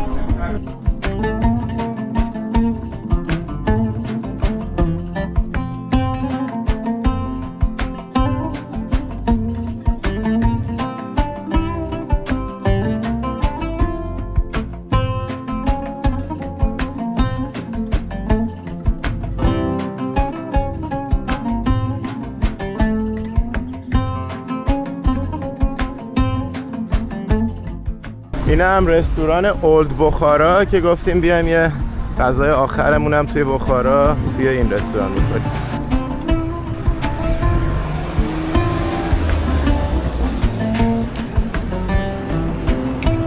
ببین چقدر ماست و این سالادش خوشگله.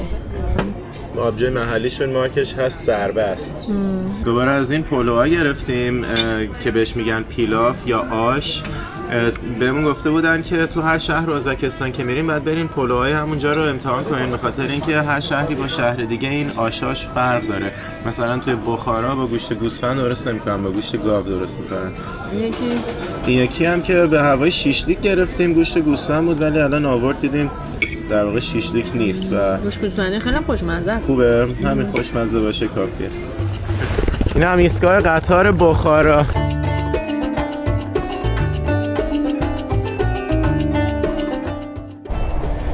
اینم از قطار بخارا به سمرقندمون. اینم مثل گهواره انطلاق میکنم خیلی بخیرم. رسیدیم به ایستگاه سمرقند. اینم تاکسی ما که داریم باش میریم هتلمون.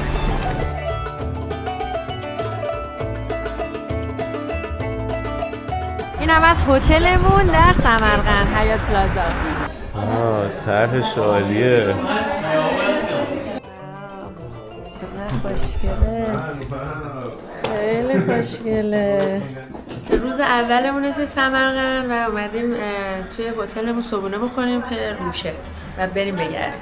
حالا گشت و گذارمون رو توی سمرقند شروع کردیم و داریم پیاده میریم سمت میدون ریگستان. این مجسمه اسلام کریموفه که رهبر استقلال ازبکستان از شوروی بوده.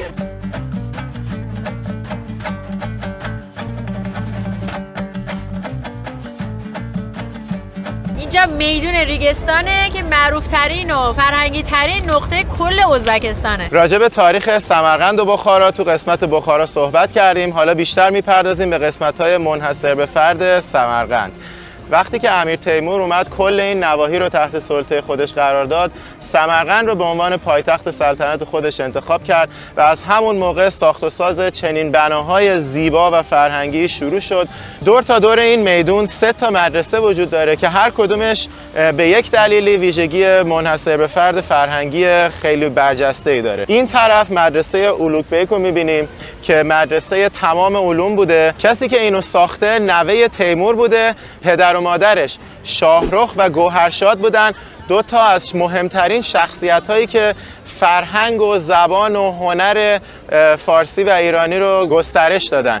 با وجود اینکه شاهرخ پسر تیمور بوده و زبان رسمی دربار تیمور ترکی چغاتایی بوده، خود شاهرخ پایتخت سلطنتش رو توی هرات که توی افغانستان کنونی هست برقرار میکنه و فارسی رو زبان رسمی دربار به حساب میاره و گوهرشاد که همسرش بوده یکی از مهمترین زنان کل تاریخ دنیای فارسی زبانه، یکی از مؤثرترین زنان بوده. پسر همون گوهرشاد و شاهرخ اولوگبیک بود که برگشت سمرقند و این مدرسه رو افتتاح کرد. اولوگبیک خودش دانشمند بود، ستاره شناس بود و توی همین مدرسه یه دونه رصدخانه هم حتی وجود داره. این طرف یه مدرسه مذهبی بوده که تو همون هولوش زمانی مدرسه اولوگبیک ساخته شده. اون طرف مدرسه تمام علوم بوده، این طرف مدرسه مذهبی بوده و بهش میگن مدرسه شیردار به خاطر 2 تا عکس شیر و خورشید که اون بالا میتونین ببینید.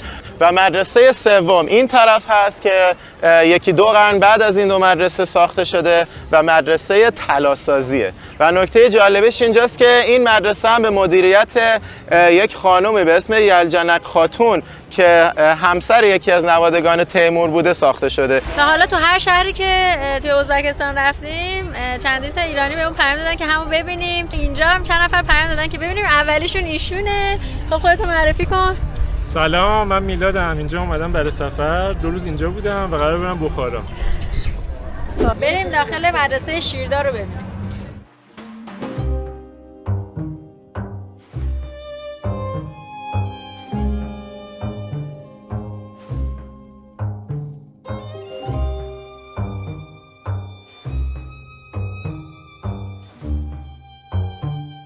این یکی مدرسه طلاسازی است که میخوایم بریم ببینیم داخلش چه خبره.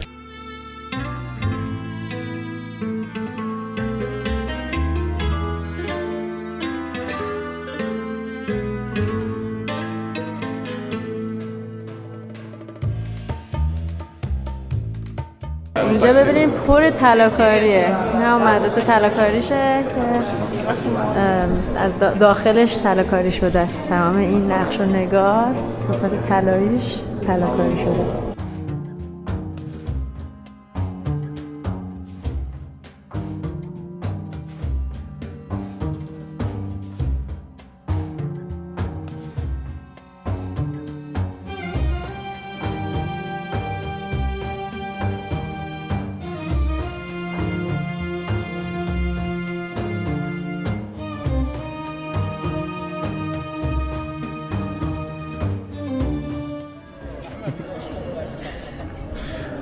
Yes, YouTube. Bye bye.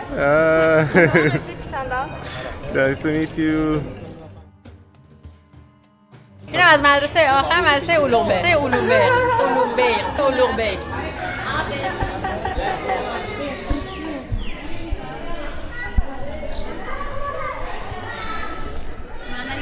از اینجا میخوایم بریم بالا که از اون بالکونا بتونیم محوطه رو ببینیم. مدرسه که میتونیم طبقه بالاش هم بریم. یه چه باحاله. اینو ببین. چراغونی کرده.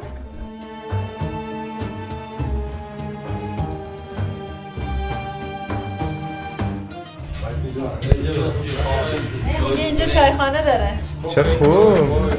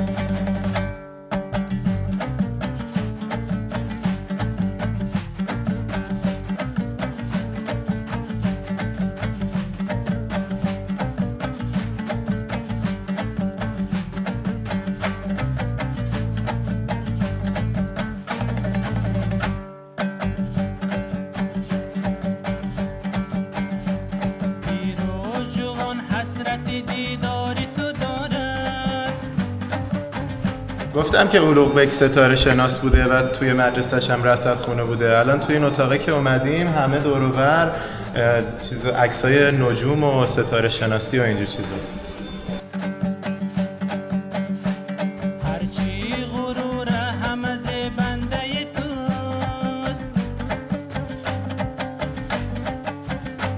ببین اینجا نوشته سمرقند پایتخت توریسم فرهنگی دنیا. ببین چجوری برای خودشون تبلیغ کردن و چقدر اینجا پر توریسته. ببینیم ما چه شانسی آوردیم. همینجا که داشتیم عکس می‌گرفتیم یه عروس اومد بزرگی هم دیدیم.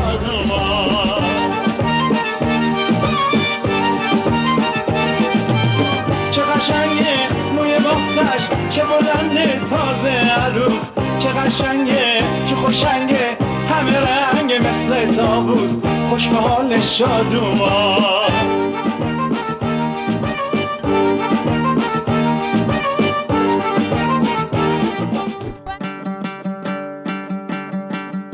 حالا اومدیم مجتمع شاه زنده،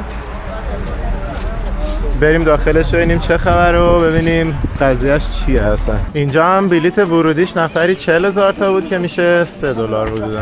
داستانی که تعریف میکنن میگن پسرعموی پیغمبر قاسم ابن عباس اومده بوده اینجا اسلام رو ترویج بده، ولی مخالفانش گردنش رو میزنن.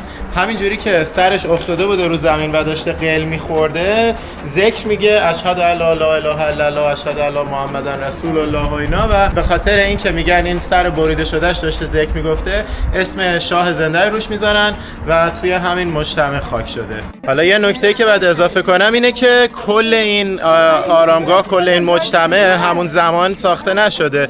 میگن که این در طول 10 قرن همینجوری بهش اضافه شده، آروم آروم ساخته شده. یه قسمتش مثلا نوشته تو قرن 14 ساخته شده، یه قسمت دیگهش تو قرن 15 دیگه بعد قرن‌ها شده این کل این مجتمعی که الان می‌بینیم، ولی در ابتدا میگن از اون داستان شروع شده.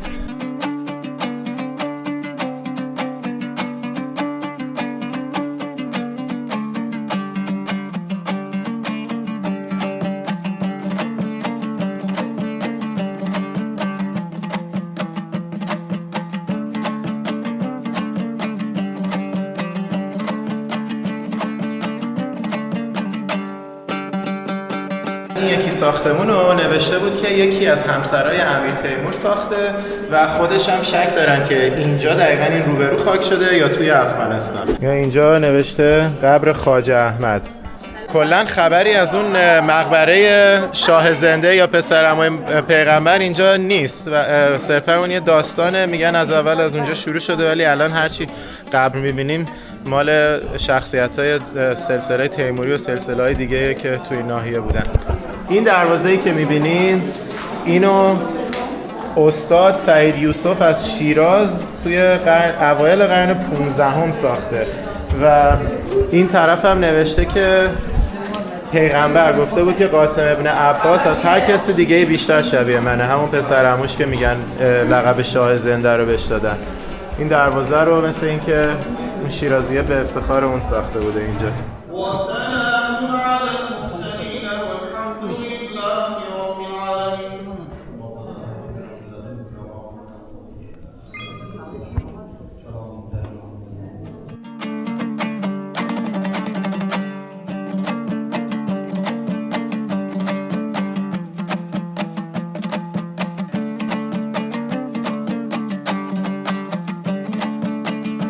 اینجا یه قبرستونه دقیقاً بغل همون مجتمع شاه زنده. اینم باز دوباره یکی از جاذبه هاست. قبرستون معروفیه. میگن که یه طرفش مسلمونا خاک شدن، یه طرف دیگهش یهودیا خاک شدن، یعنی این پارک دو طرف داره، هر یک در کنار هم. حالا اومدیم مسجد حضرت خضر. این مسجد نسبتاً جدیدی هم هست، تاریخی نیست، 100 خورده سال پیش ساخته شده.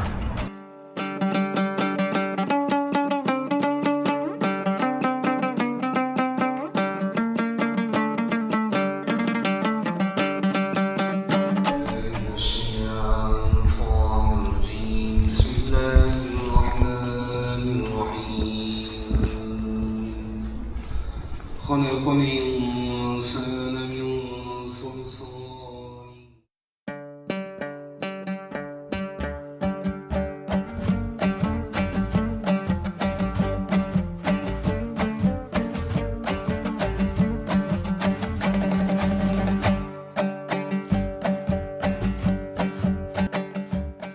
به اینجا میگن بازار سیاه سمرقند که گفتیم بیایم یه چرخی بزنیم و حس و حال محلیشو بگیریم.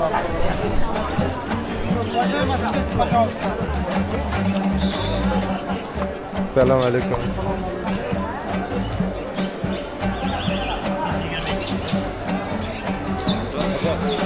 تشکر. رحمت.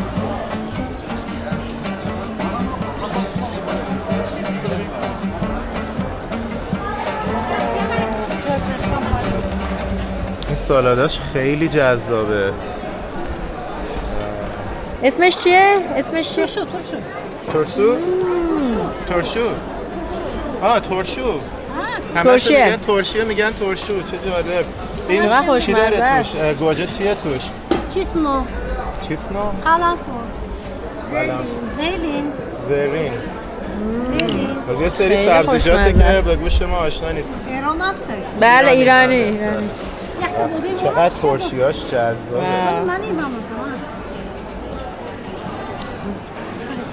مثلا بیایی نمیتونم کن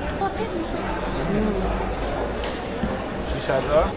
اینم نون بربری چپ چپ. نون چپ چپ. سلاتو بخور نمیکن؟ نون چپ چپ. اینجا سردر بازار سیابه که الان توش بودیم، دقیقاً بغلش میشه مسجد بیبی خانوم. اومدیم مسجد بیبی خانوم که امیر تیمور برای همسرش بیبی خانوم اینو درست کرده و اسم همسرش رو گذاشته، چون فارسی قدیم بیبی معنی ملکه رو داشته، اما توی فارسی امروزه برای مادر بزرگ پدری بیبی رو استفاده میکنه. حالا بریم داخلش ببینیم. قیمت ورودی این بیبی خانوم، مسجد بیبی خانوم نفر 40,000 تا شد که میشه $3. آره اکثرا ورودی ها همین $3 تو سمرقند. توی بخارا یکم ارزون تر بود ورودی ها.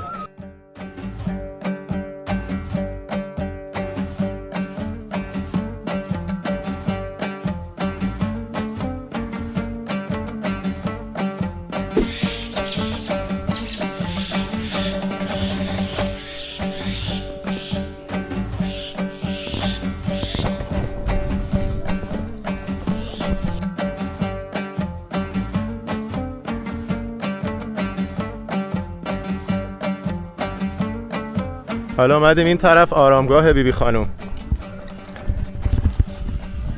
اینم ورودیش 35,000 تا بود.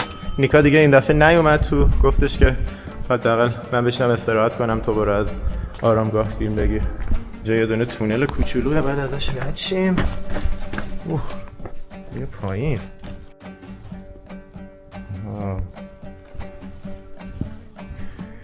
خب پس نمیدونم کدوم از این 5 تا قبر بیبی خانومه، ولی یکیش هست دیگه احتمالاً. شاید هم این وسط خاک شده اونا کسای دیگه.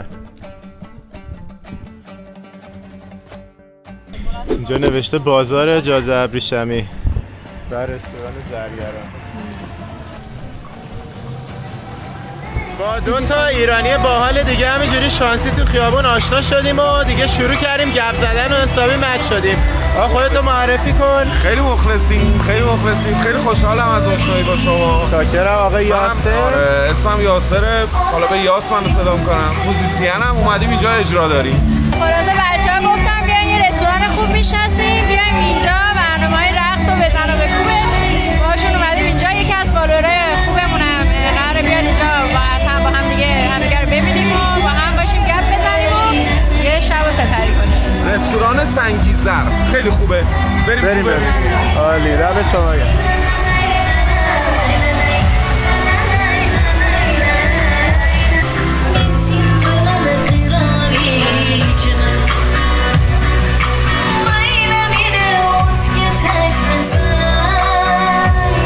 دوستای جدیدمون که باشون اومدیم اینجا یکم گپ زدیم، بعدش رفتن.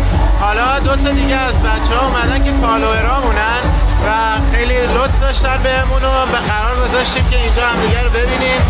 ما بسیار سپاسگزاریم از شما که همیشه ما رو مجازی و مجانی به همه کشورها بردیم. حالا که دیدیم شما تشریف آوردین اینجا، اصرار کردیم که امشب در خدمتتون باشیم. امیدوارم که خاطره خوبی ثبت بشه امشب.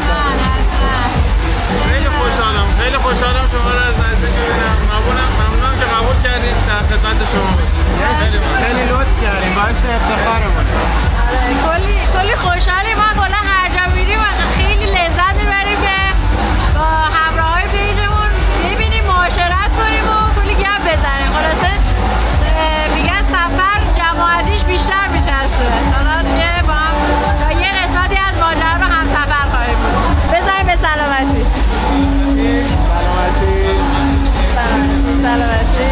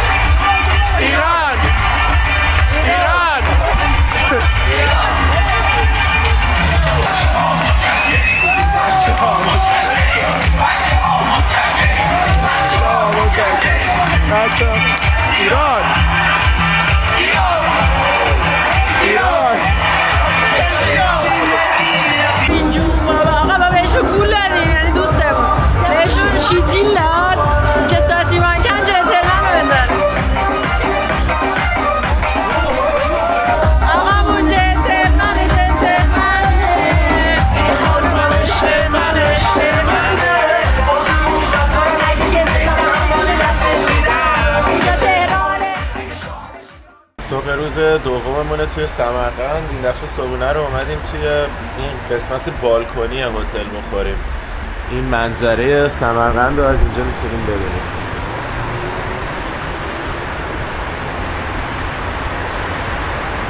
اینم فضای داخلیشه که یه سر بهتون نشون بدم. همینجوری گذری.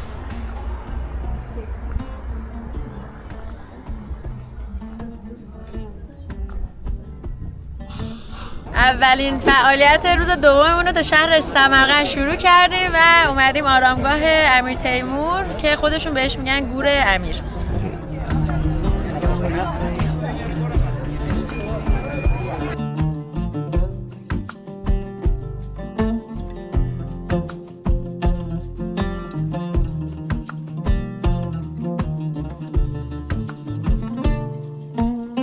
امیر تیمور به عنوان یکی از بزرگترین نوابغ جنگی تاریخ شناخته شده و یکی از کشورگشاترین آدمای تاریخ دنیا بوده. اینجا کل قلمروشو کشیده. نکنید این پایتختش سمرقنده.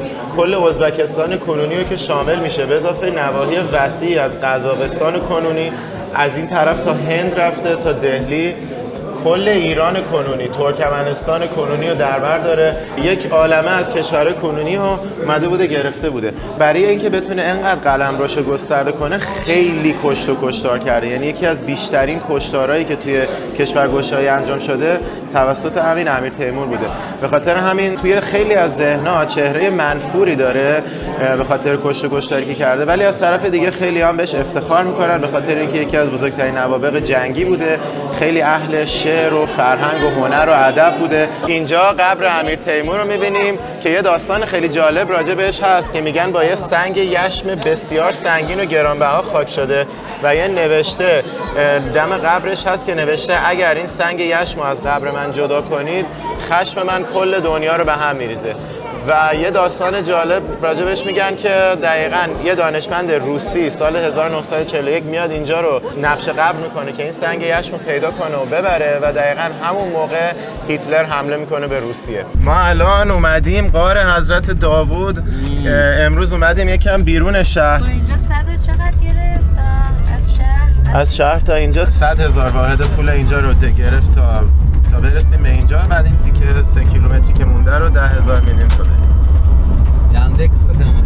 شما گفتین که با ایرانی‌ها زیاد کار کردید. در شهر اروپا شویدن است که شویدن ایرانی‌ها آدماش مردماش خیلی خوب با من معقول شدن.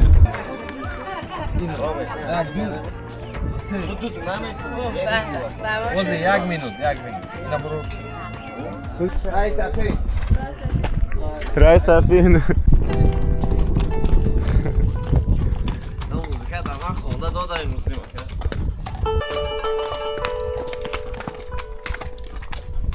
خیلی تجربه خفنی بود از سواری تو این کوهستان. از طرفی هم نیکا خیلی از سواری دوست داره و این تجربه یکی از خفن‌ترین تجربه‌های از سواری زندگی اون میتونست باشه که شد. آقا میخوایم از این دوتا دوست عزیزمون که ما رو با اسب آوردن بپرسیم که کدوم آهنگ ایرانی رو دوست دارن. شما کدوم رو دوست دارید؟ آرش اندی. شما چی؟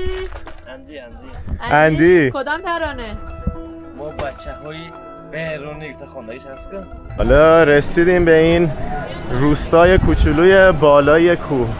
منم از اینجا یه دونه عینک آفتابی گرفتم چون تو هتل جا گذاشتم و این گوشواره رو هم طرف بهم دادش 20,000 تا.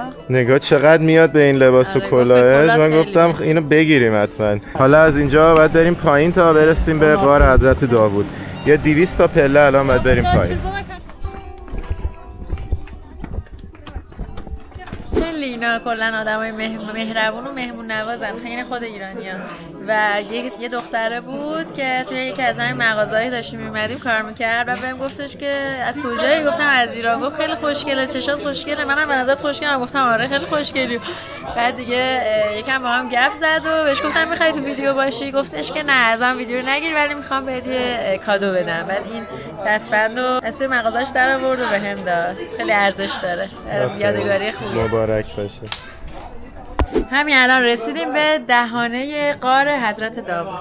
اینجا رو میگن که حضرت داوود اومده بوده تو این منطقه که دین رو ترویج بده، ولی بیدینا میخواستن بکشنش. فرار میکنه میاد تو این کوها و ضمناً به حضرت داوود میگفتن پیر آهنگر، چون دستشو میذاشته رو آهن اصلا آب میشده، به هر شکلی میخواسته درش میآورده و هم به همون شکل هم میاد دستشو میذاره روی این کوها، تمامش باز میشه، میره داخل و میره ته اون غار، اونجا دیگه غیب میشه دیگه، میره تو آسمون، طبق داستانایی که راجع به این غار میگن. و جالبه که یه جای پنجه هم روی دیوار بود که میگن این جای پنجه حضرت داووده. بریم داخلش رو بهتون نشون بدیم. این که واقعا چی بوده که حضرت داوود اینجا اومده نیومده اینا رو نمیدونیم، ولی اومدیم که غارش رو ببینیم به هر حال.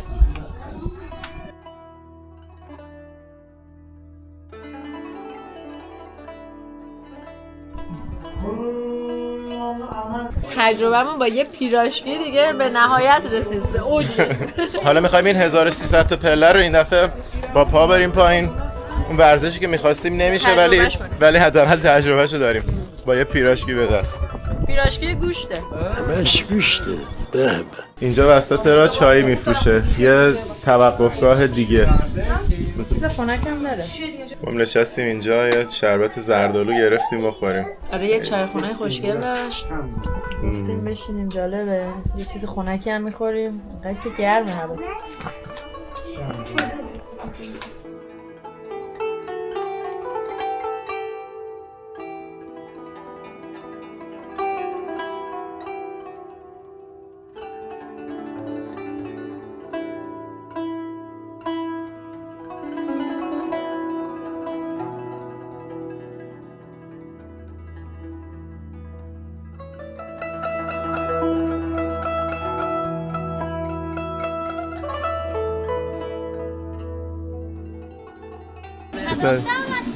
چی؟ ما از ایران. بله. شما اهل همینجا هستین؟ اهل سمرقند؟ سمرقند، بسیار عالی. خیلی جو زیبایی دارین، همه خانواده نغز. ما فهمیدیم قضیه اینا چیه. اینجا رستوران نیستش، اینا همه خودشون میرن غذا میگیرن بعد میدن اینا براشون درست میکنن، سرخ میکنن غذای خام بقیه رو و دیگه بهشون اینا رو اجاره میدن که بشینن و براشون چای و قهوه هم مثل که میتونن بیارن. یه مجسمه خیلی بزرگ که پایتخت کشورشون ازش درست کرد. رحمت. اینم تازه گوشتی که برامون آورد. آخ دوباره قراره یک عالمه گوشت قرمز بکنیم تو این بدنمون. کلسترول نمیدونم قراره چیکار کنیم ما این سفر. خیلی باحاله که روی همچین تختی نشستیم. تازه گفتش قلیون هم اگه بخوایم داره. خیلی حس و حال جالبی داره نه؟ خیلی باحاله.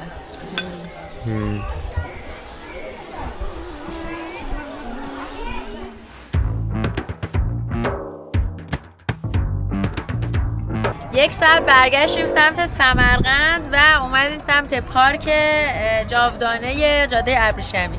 اینجا در واقع یه مجتمع توریستیه که شبیه یه جای تاریخی درستش کردن. اومدن حس و حال جاده ابریشمی تو زمان باستان رو بازسازی کنن که آدم بتونن بیان و با فرهنگ اون زمان آشنا بشن. اون دوستای ایرانیمون که دیروز باشون بودیم اینجا رو بهمون پیشنهاد دادن و دیگه اومدیم ببینیم به پیشنهاد اونا که این کار چه شکلیه. عجب حس و حالی داره ها. این همه آدم اومدن، فکر کنم اکثرشون هم به خاطر همین کنسرت امشب اومدن. ولی کلا خیلی خوبه دیگه. خوب شد تو روز اومدیم بریم ببینیم چی داره این مجتمع. کوچه پس کوچه هایی درست کردن ها. یعنی از یه طرف خود سمرقند و بخارا حس و حال قدیمی فوق‌العاده‌ای داره، از یه طرف این هم ساختن که دیگه تکمیلش کنن. داریم با این آقای فوتوشوت میگیریم این وسط. کلی از همون عکاسی کرد تو نقاط مختلف این شهرک.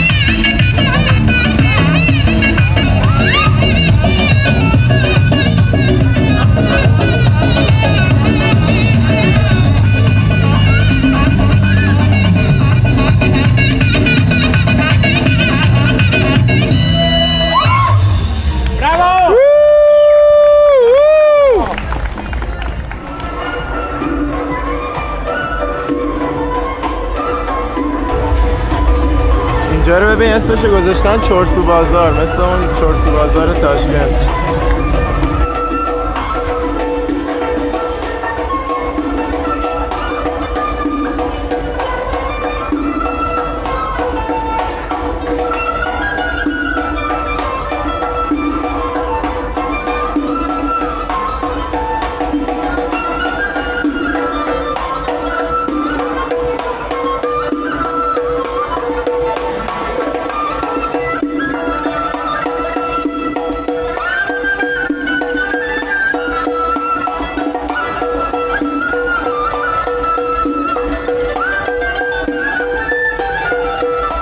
سوار این گلف کارتا شدیم که هم یه چرخی این تو بزنیم. نگاه کن نیروش گرفته مهر تو هسته نیرومون نرفته.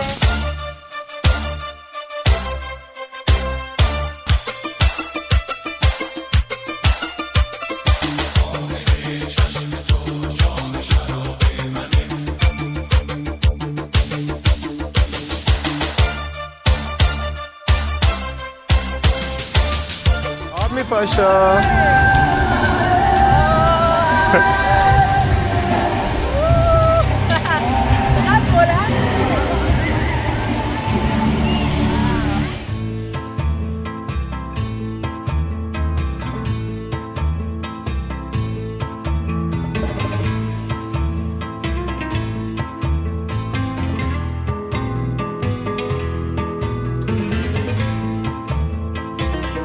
حالا دیگه داریم میریم سمت کنسرتمون. خیلی هم بلیت ارزونی داشت، 20,000 بود نفری، یعنی $1.5. آره اون گلف کارتی اگه سوار شدی نفری 10,000 تا بود، رفت 10,000 تا هم برگشت و دیگه ما رو با گلف کارت برداشت بردش تا اون سر پارک. آره خیلی هم زمان خوبی رسید، قشنگ زمان خیلی غروبش فوق‌العاده زیبا بود و حالا دیگه میریم برای برنامه اصلی امشب.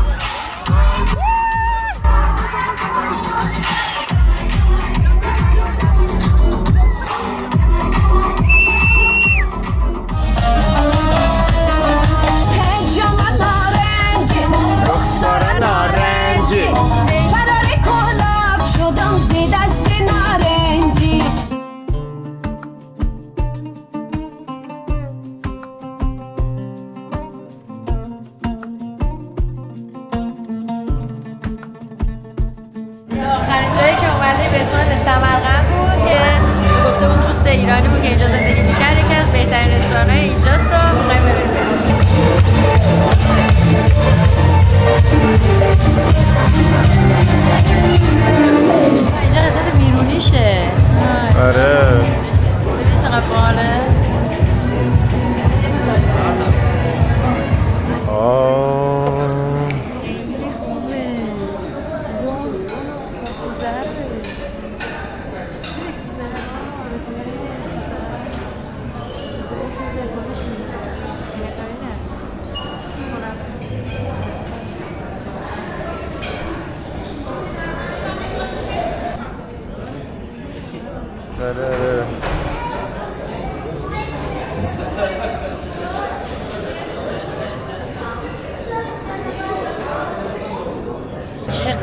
قشنگ بود این رستوران. خیلی واقعا اگه ما قشنگ. یه شب دیگه هم یا یه روز دیگه هم اینجا بودیم حیف که صبح داریم میریم. غیرم میومدیم همینجا یه نهاریش هم میخوریم. آره شبا هم برنامه زنده دارن. حتما بیاین اشتباهی ما رو نکنیم. اگه اومدین یه روزی سمرقند حتما رستوران سمرقند رو بیارید. بعد از یه روز پرفعالیت اومدیم استخر هتلمون که ریلکس کنیم. حمام روسی. همون سونا خشک رو بهش میگن حمام روسی. آه چقدر هم گرمه آخ چون خیلی خوبه. آماده است که بریم داخلش.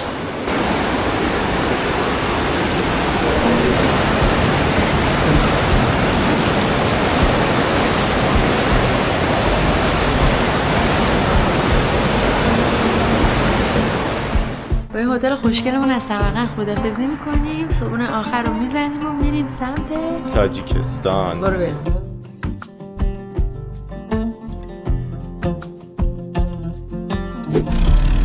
الان با این تاکسی اومدیم لب مرز تاجیکستان.